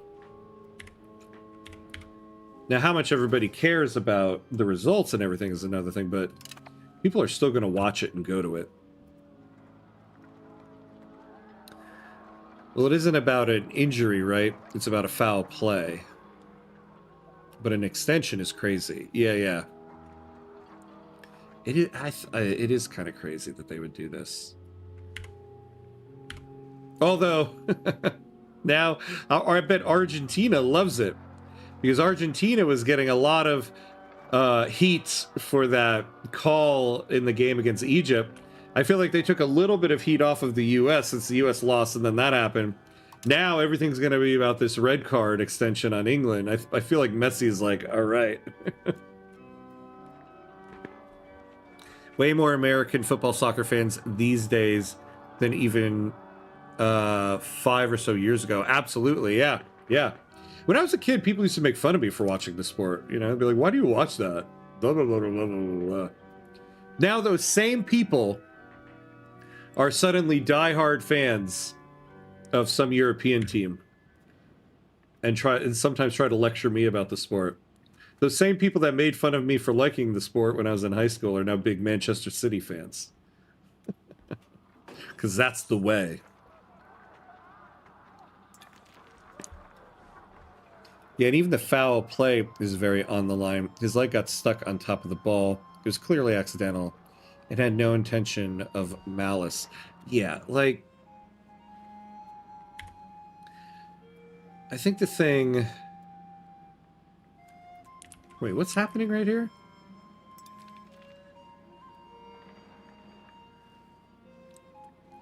They look like they're about to take something over.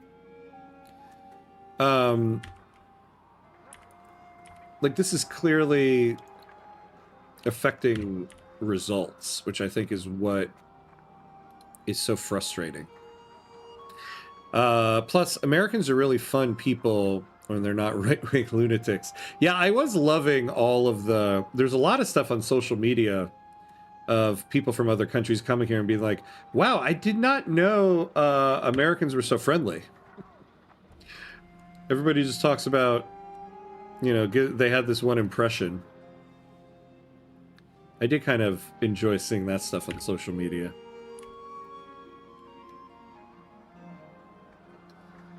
Guy who broke that Canadian player leg only got a 1-match ban, by the way. God.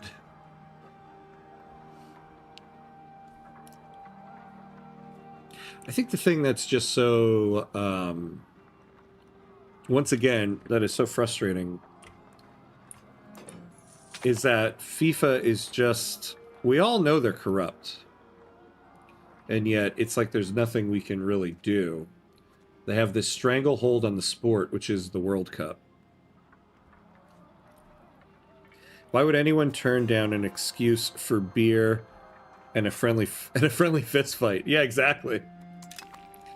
Anything that's a reason to go out to a bar, drink, and yell at a TV, we're there. Would 100% be a success. Yeah. It was a 5-match ban. Don't do that. Wait, who got a 5-match ban? The guy who broke the Canadian player's leg? Did they give that person a 5-match ban?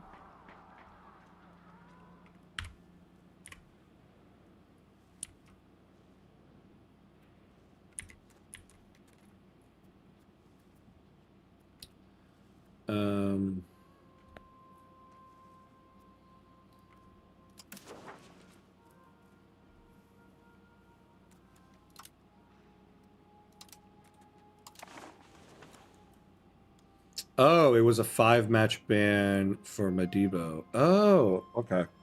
Interesting. Yeah, I hadn't heard that. Alright, well. At least they did that.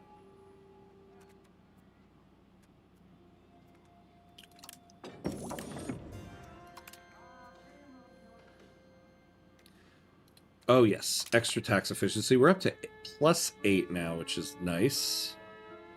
It's kind of good to know we have a positive income, even with our army maintenance and fort maintenance all the way up.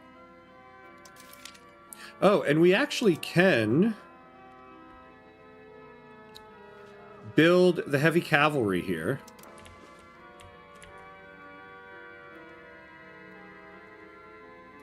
So let's do it.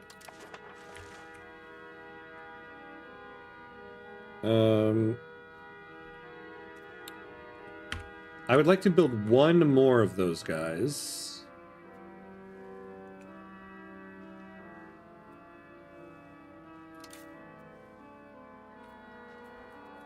Oh, you know what? I forgot. When we add the peasant levies in, we lose the combined arms bonus. Oh, man. Okay. Well, for this civil war, that's fine. But something I need to keep in mind when going forward. I should probably put minimal peasant levies in the main army and then just raise like a peasant army. I keep calling peasant a levy army.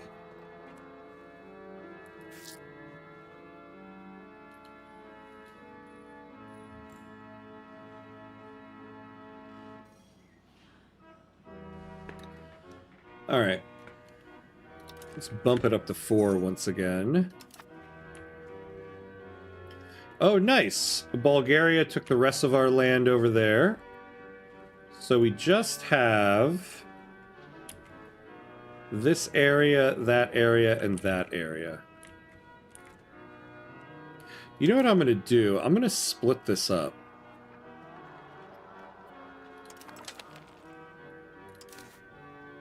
We'll give these guys a general.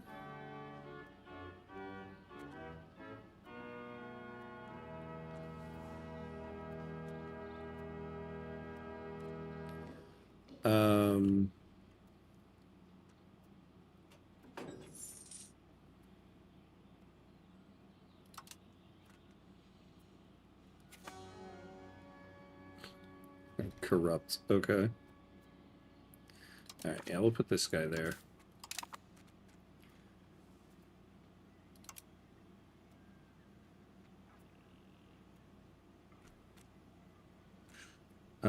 Wait, what happened to, like, our main army?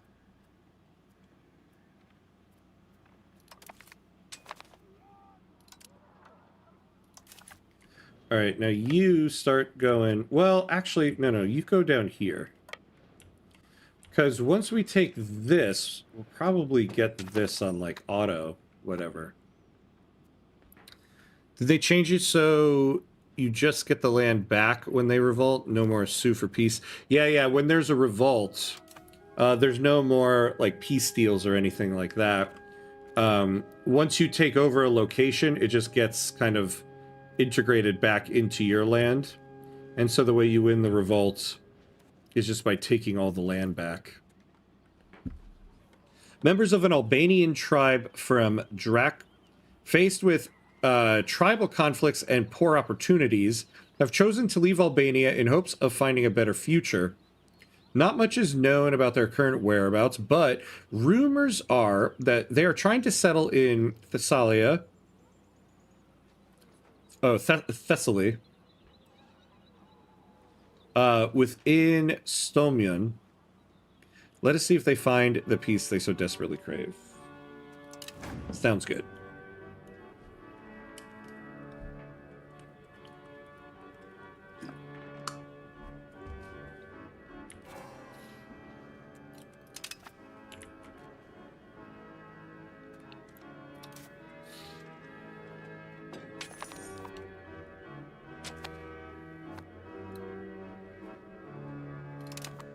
You know what, though? I will say this, Jack. That is one way to get the world behind England. Now that they've been wronged by FIFA, I think you're gonna see a lot of social media rooting for England against Norway. Which I think England kind of needed because so many people have fallen in love with the Norwegian team. Try not to cringe with Greek place pronunciations. No, hey, yeah. I apologize, my friend. I apologize. I'm trying. I know. It sucks when you know you're pronouncing something incorrectly. It sucks when you're trying, and as it's coming out, you're like, this isn't it. Oh, boy. Oh, I guess, okay. Look at that.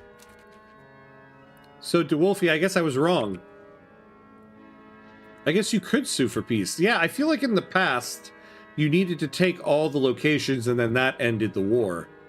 I guess not anymore. Alright, let's disband all the levies.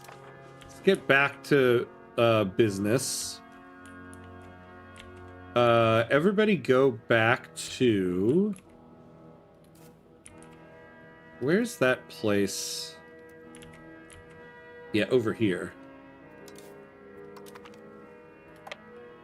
Both of you go back there. We'll raise the maximum control at least a little bit. Everyone hates England too much. Everyone will probably enjoy this while still talking shit about Infantino. Yeah. I like this England team, I have to say. I find them to be a very strong team, which I find interesting because, like, that, like, early 2000s England team has, like, some of my favorite players on it. And yet, objectively, I think this England team is stronger than that one. Because at the time, that England team in the early 2000s felt like an all-star team. But I have to say, looking at this England squad as a whole, I think they're a better squad than that one was.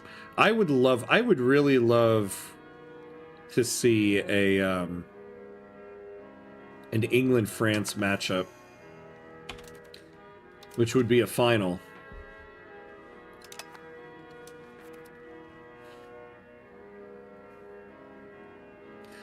I wonder how it is for the Serbian in the chat. Yeah. Apologies. I try. The 2000s were kind of like that. Every nation had just a bunch of superstars. Yeah.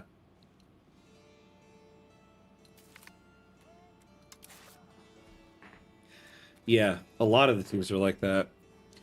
I was talking about that with my brothers. My brother's going through all of the squads from the 2006 World Cup. And his basic premise was he feels like everybody's team from 2006 is better than their current team.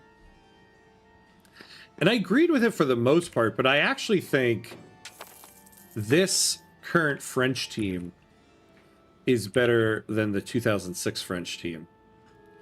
And I say that, you know, with Zinedine Zidane being my absolute favorite all-time in the game.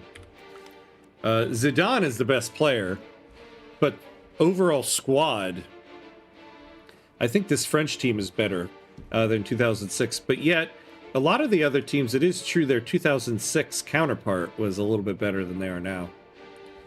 With, again, the exception of England. I think the current England team's better than the 06 one. As the state and its bureaucracy grow, there is an ever-increasing need for people to oversee and administrate various lands and functions. The Vlastella expect to be first in line when government offices are being handed out, while the Mistanstvo claim that we should appoint men according to individual merit. The unexpected death of a trusted secretary has left a vacant position to be filled at the center of this conflict, with the Mistanstvo supporting one candidate and the Vlastella expecting us to pick another. While both candidates are talented men, this has to be a political decision. Well, the Vlastella are at 50%. Everybody's at a good satisfaction level. We don't really need more for the Mistanstvo. They're at 70%. Yeah, let's keep the Vlastella happy. We'll do that.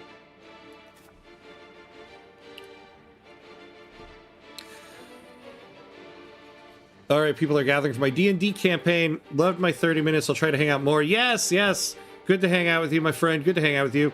I'll be back on again later tonight at 8:30 p.m. Eastern. So we're in about 7.5 hours from now. So I will be back on tonight. But good luck with your D&D campaign. Looking forward to hearing how that goes. Zidane was a hero. Yeah, the headbutt was legendary. I know, isn't it crazy? I have no doubt in my mind that if Zidane didn't do that, France would have won that game. And by France, I mean Zidane. He single-handedly, like, pulled that French team through that tournament. And Materazzi knew that.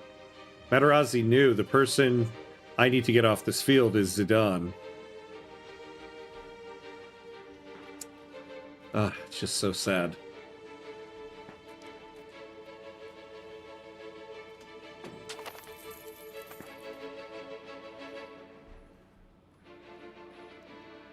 I'll tell you who I am not a fan of.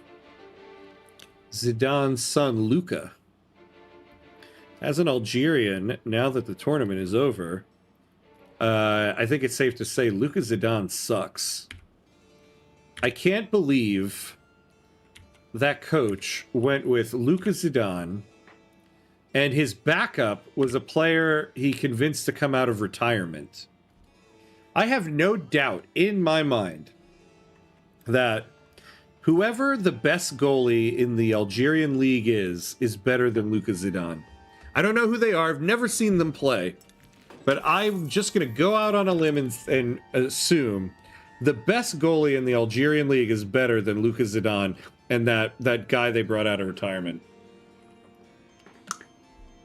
Because that was horrible. Honestly, I'm surprised Luka Zidane is on, I think he's on Osasuna. I know it's a team that's currently in the second division of Spain. But a team that kind of bounces around. I think it's Osasuna. I'll look it up later, but I'm surprised he's even on that team. I mean, based on what I saw in the World Cup there.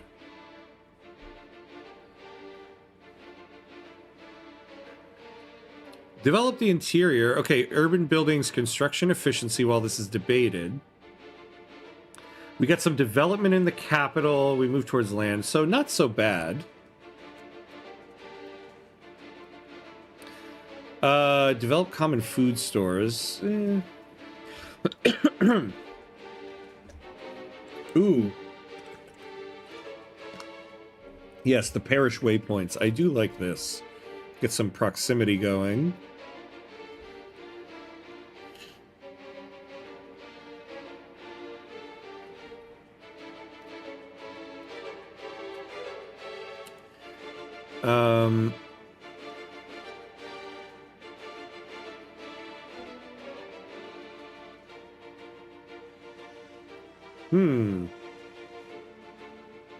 You know,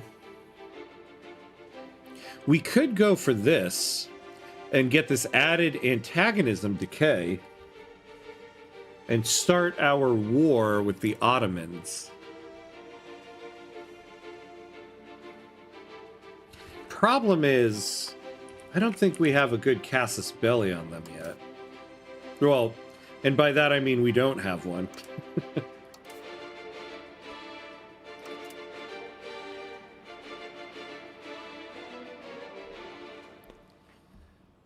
Oh, and they have this person on their side. Oh, I forgot we don't have that alliance with Wallachia. We really messed up our relations here. All right, yeah, so we're not going to war with the Ottomans right yet. So we'll do the parish waypoints and get our proximity increase. And we are going to need to do some negotiate. Oh no, we lose Navy tradition? Us, who don't have a single ship at the moment? Alright, let's do that.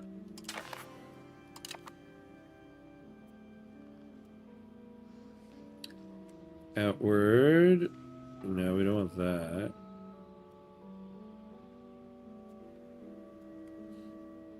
Oh yeah, look at that. Yeah, we will take that. Alright, and that puts us over 50%. So there we go. Thought wearing a giant onion hat would be reason enough for war. Yeah, right. I love the hats that my Serbian guys wear here. If I could find one of those, I'd wear it during stream. I don't know where not only do I not know where I would get that, but I'm just going to go out on a limb and say, if I found it, I wouldn't be able to afford it.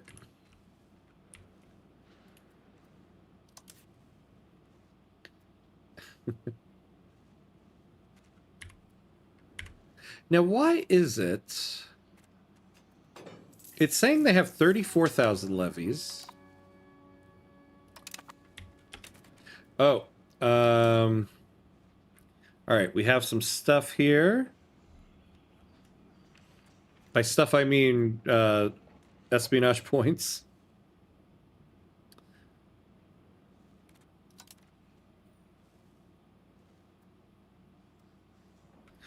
Isolate Bulgaria from an out. This will force them to break relations with another nation and able to regain that ally anytime soon. Oh, but will that break them from us?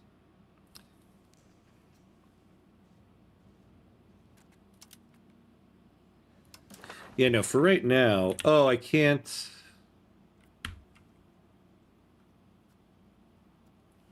All right, well, let's do it there. And then, once we get another one, we're going to create an espionage network in the Ottoman Empire. So we can try to fabricate a casus belli. I suppose I could do it here, but I really want this to pass.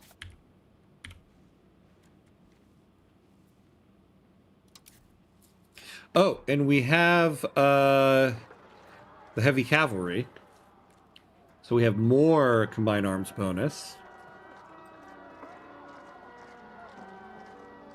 So who are you rooting for now that the USA is out? Ooh, I don't know. I find it to be a tough one. I do like Morocco. But my favorite player right now is Mbappe. I love Mbappe. I would love to see Mbappe win. But at the same time, I have really been taken by this current English team. So I kind of have a three-way split going here. I don't know who I'm falling on yet. Like this France-Morocco one is going to be tough. I would love to see Morocco win, but at the same time, I would love to see Mbappe get another World Cup. I don't know. Who's your current team? It's probably locked in some high security room in some castle. Yeah, castles that I Oh, look at I'm still paying maintenance. Ruh-roh. Because I was about to say, a castle that I'm not paying any maintenance on.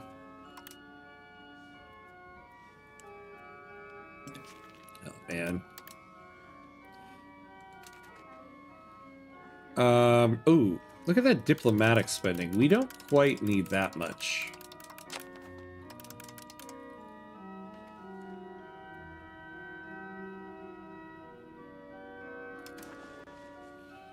Let's see, this guy.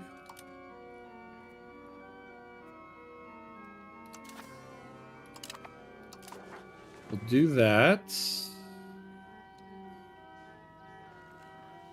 Yeah, I think we're good there. Yeah. All right, we're good. Chinese people are very cool and respect Greece a lot. I wish they replace the US as the global superpower soon. I'm glad I finally made a Chinese friend. Yeah.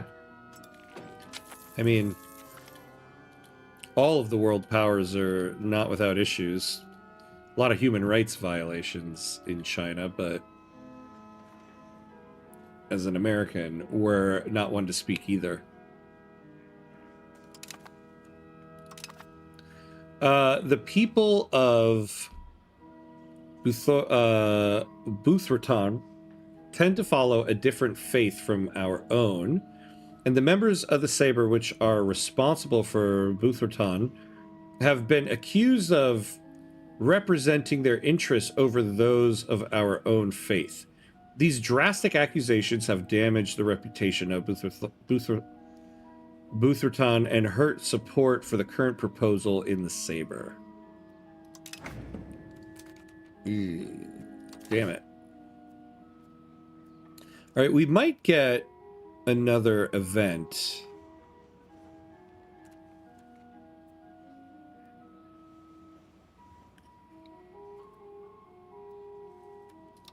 So we'll wait to see if we get something. I'll have to remember to keep an eye on it. I'm rooting for Morocco and France, even though the French also won the Champions League already.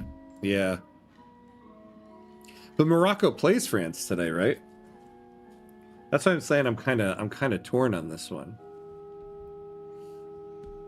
Several families of the Vlastella have been caught sponsoring the creation of illicit art, which clearly violates the ordinances set by our religious censorship laws. The Clear is enraged and asking that the collections be confiscated and subsequently destroyed. The Vlastella, on the other hand, are asking for mercy, as their collections are private and kept away from the public's eye. They have even offered to donate funds to the Clear for the creation of admissible art in order to appease them. Well, we definitely can't take a 20% hit to their satisfaction. The Clear either... Oh, here we go. Yeah, we'll do that. The church is a powerful institution, but more important, a wealthy one. If we were to rein in the church and make more a part of the state, we would also bring in more income for taxation. On the other hand, we would also sap its authority in the eyes of the masses.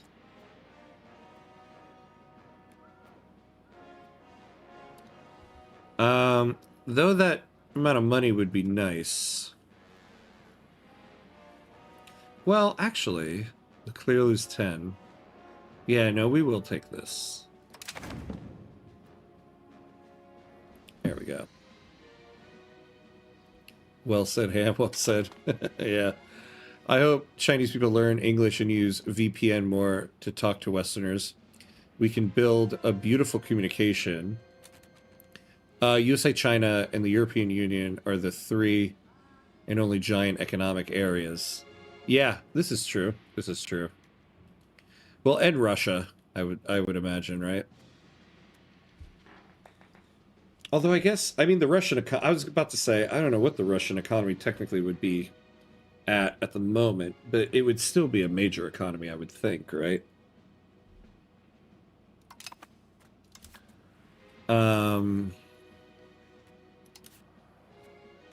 Who's this person again? Is this the heir now? Yeah. So now we want to do an admin education for this one. Let me not forget about this. Yeah, so it's the finals for me. Oh, yeah, winner takes all. Yeah, that's true. There you go. Oh, he's got rowdy. Tax the church. I know, right? So one thing I like about finally playing a country that's not in the Catholic Church, I can tax the church. Though they're not paying all that much. All right, I think we're going to have to do something here.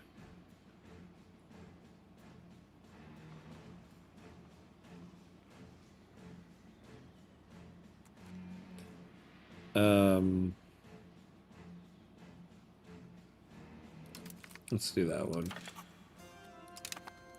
All right, we should be okay now. Russia is struggling now. They're keeping the war economy going because they have to. Yeah, that's why I was about to say, oh, the Russian economy is also very strong. But then, as I was saying it, I was like, well, I don't actually know the full effect this war has had on it. All right, Saber agrees. We've got proximity coming in. If I wanted to build another one of these heavy cavalrymen, it would cost us 16 manpower. So what we really need are more armories. Although, I guess, yeah, that's the thing is like, we have armories at home. What we need is more pop promotion. That's what we need. We've built one here. So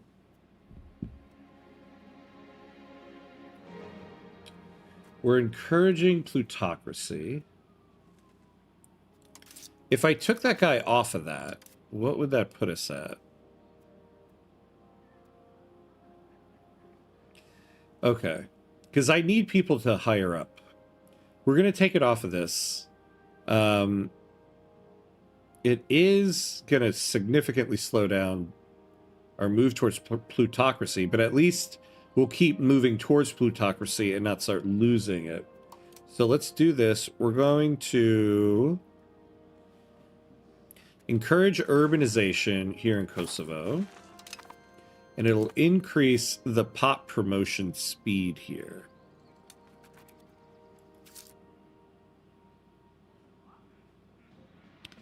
I saw this breakdown of the impact all the economic sanctions. They're getting bent over by China and India. Oh, interesting. And they actually have to buy back refined oils because Ukraine is really putting in the hurt. Interesting, interesting. I'm surprised that they're getting bent over by China because I thought they were allies. Figured China would be more willing to work with them and not exploit it, but oh well.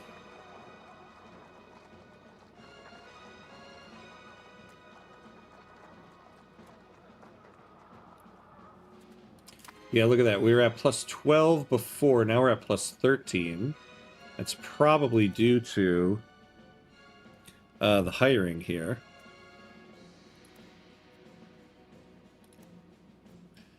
Should probably build more here while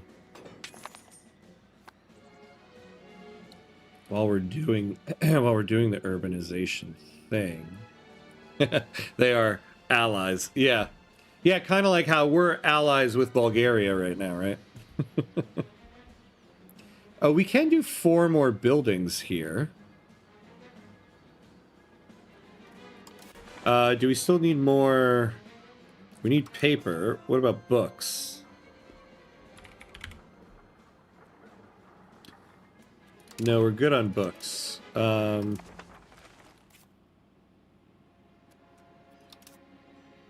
we can do one more of these.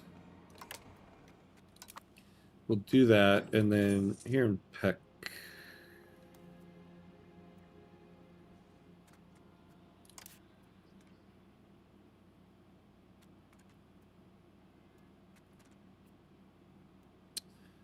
Paper makers, there we go. Let's build one more there.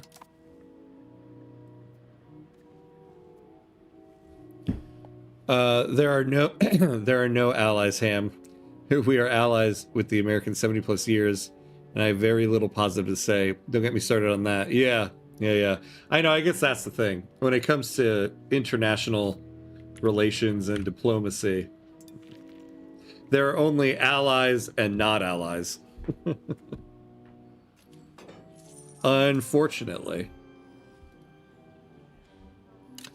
Oh, we're done improving relations with Wallachia. Let's take a look at them. But China have never forgotten about the... Oh, Outer Manchuria. Yeah, you know, that's true. There is a bit of history there.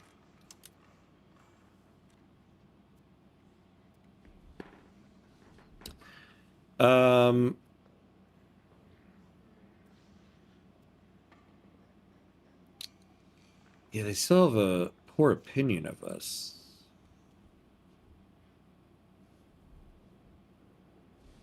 I wonder if we can become allies with Hungary. Oh, we can. After we get a diplomat. So we'll use them for when we take on Bulgaria and the Ottomans. All right. So that's good. We can do that.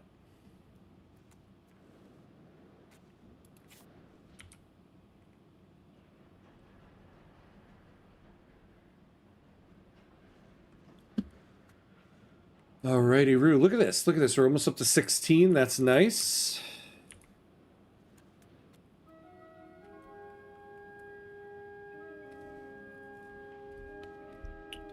Yeah, so maybe you can start getting some of these places.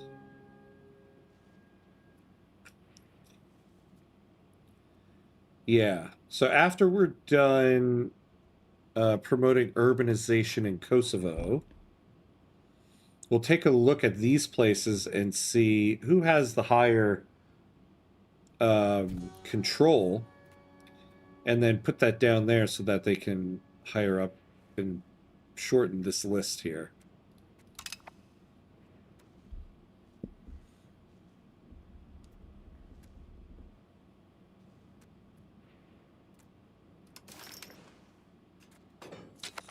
What does this get us again?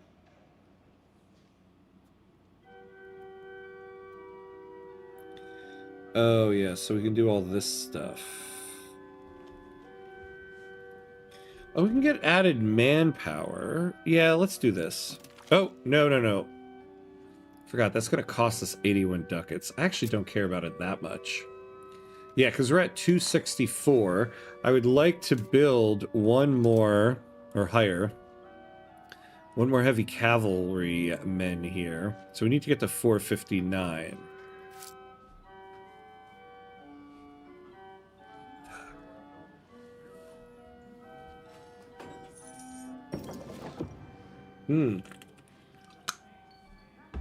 Selling efficiency, nice. We got a corrupt cabinet member. Which one is this? You're out.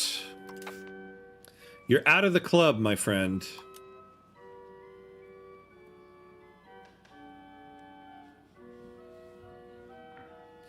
I wish I had somebody from the Crown Estate here. Here we go. This guy's 18. Why not put him in the government?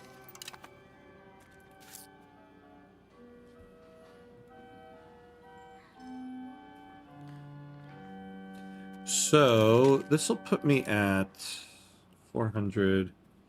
900. And then maybe we build one more supply cart. To get us to 4,000. So after that, we'll have about 4,000 standing army.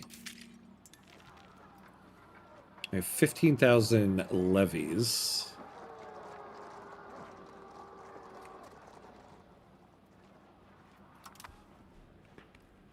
Right now, I think next war will be the Ottomans. Ooh, look at Genoa really starting to move in there, huh? We'll get our stuff from the Ottomans, and then we'll really start pushing towards humanist.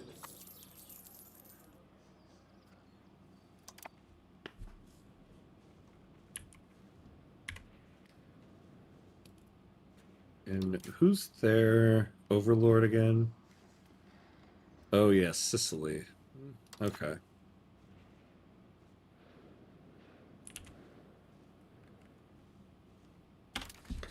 Well, we are at our stopping point for this session. I think we had a pretty good morning session here. We solidified our economy a little bit. We expanded our standing army. In tonight's session, I think we go to war with the Ottomans and take some land. But yeah, good opening session here. And so this is the week of where I return to doing some night streams. So I will be back on tonight to do more of this run in EU5. So that'll start around 8:30 p.m. Eastern time. So that's in about 7 hours from now. So whatever time zone you're in. But thanks for hanging out, everybody. Jabba, Maximilian, DeWolfie.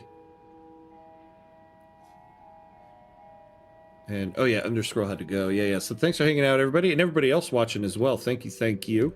Hopefully I will see everybody tonight. I hope I'll be there, but I'm not sure. Okay. But yeah, have a great day. Same to you, Jabba.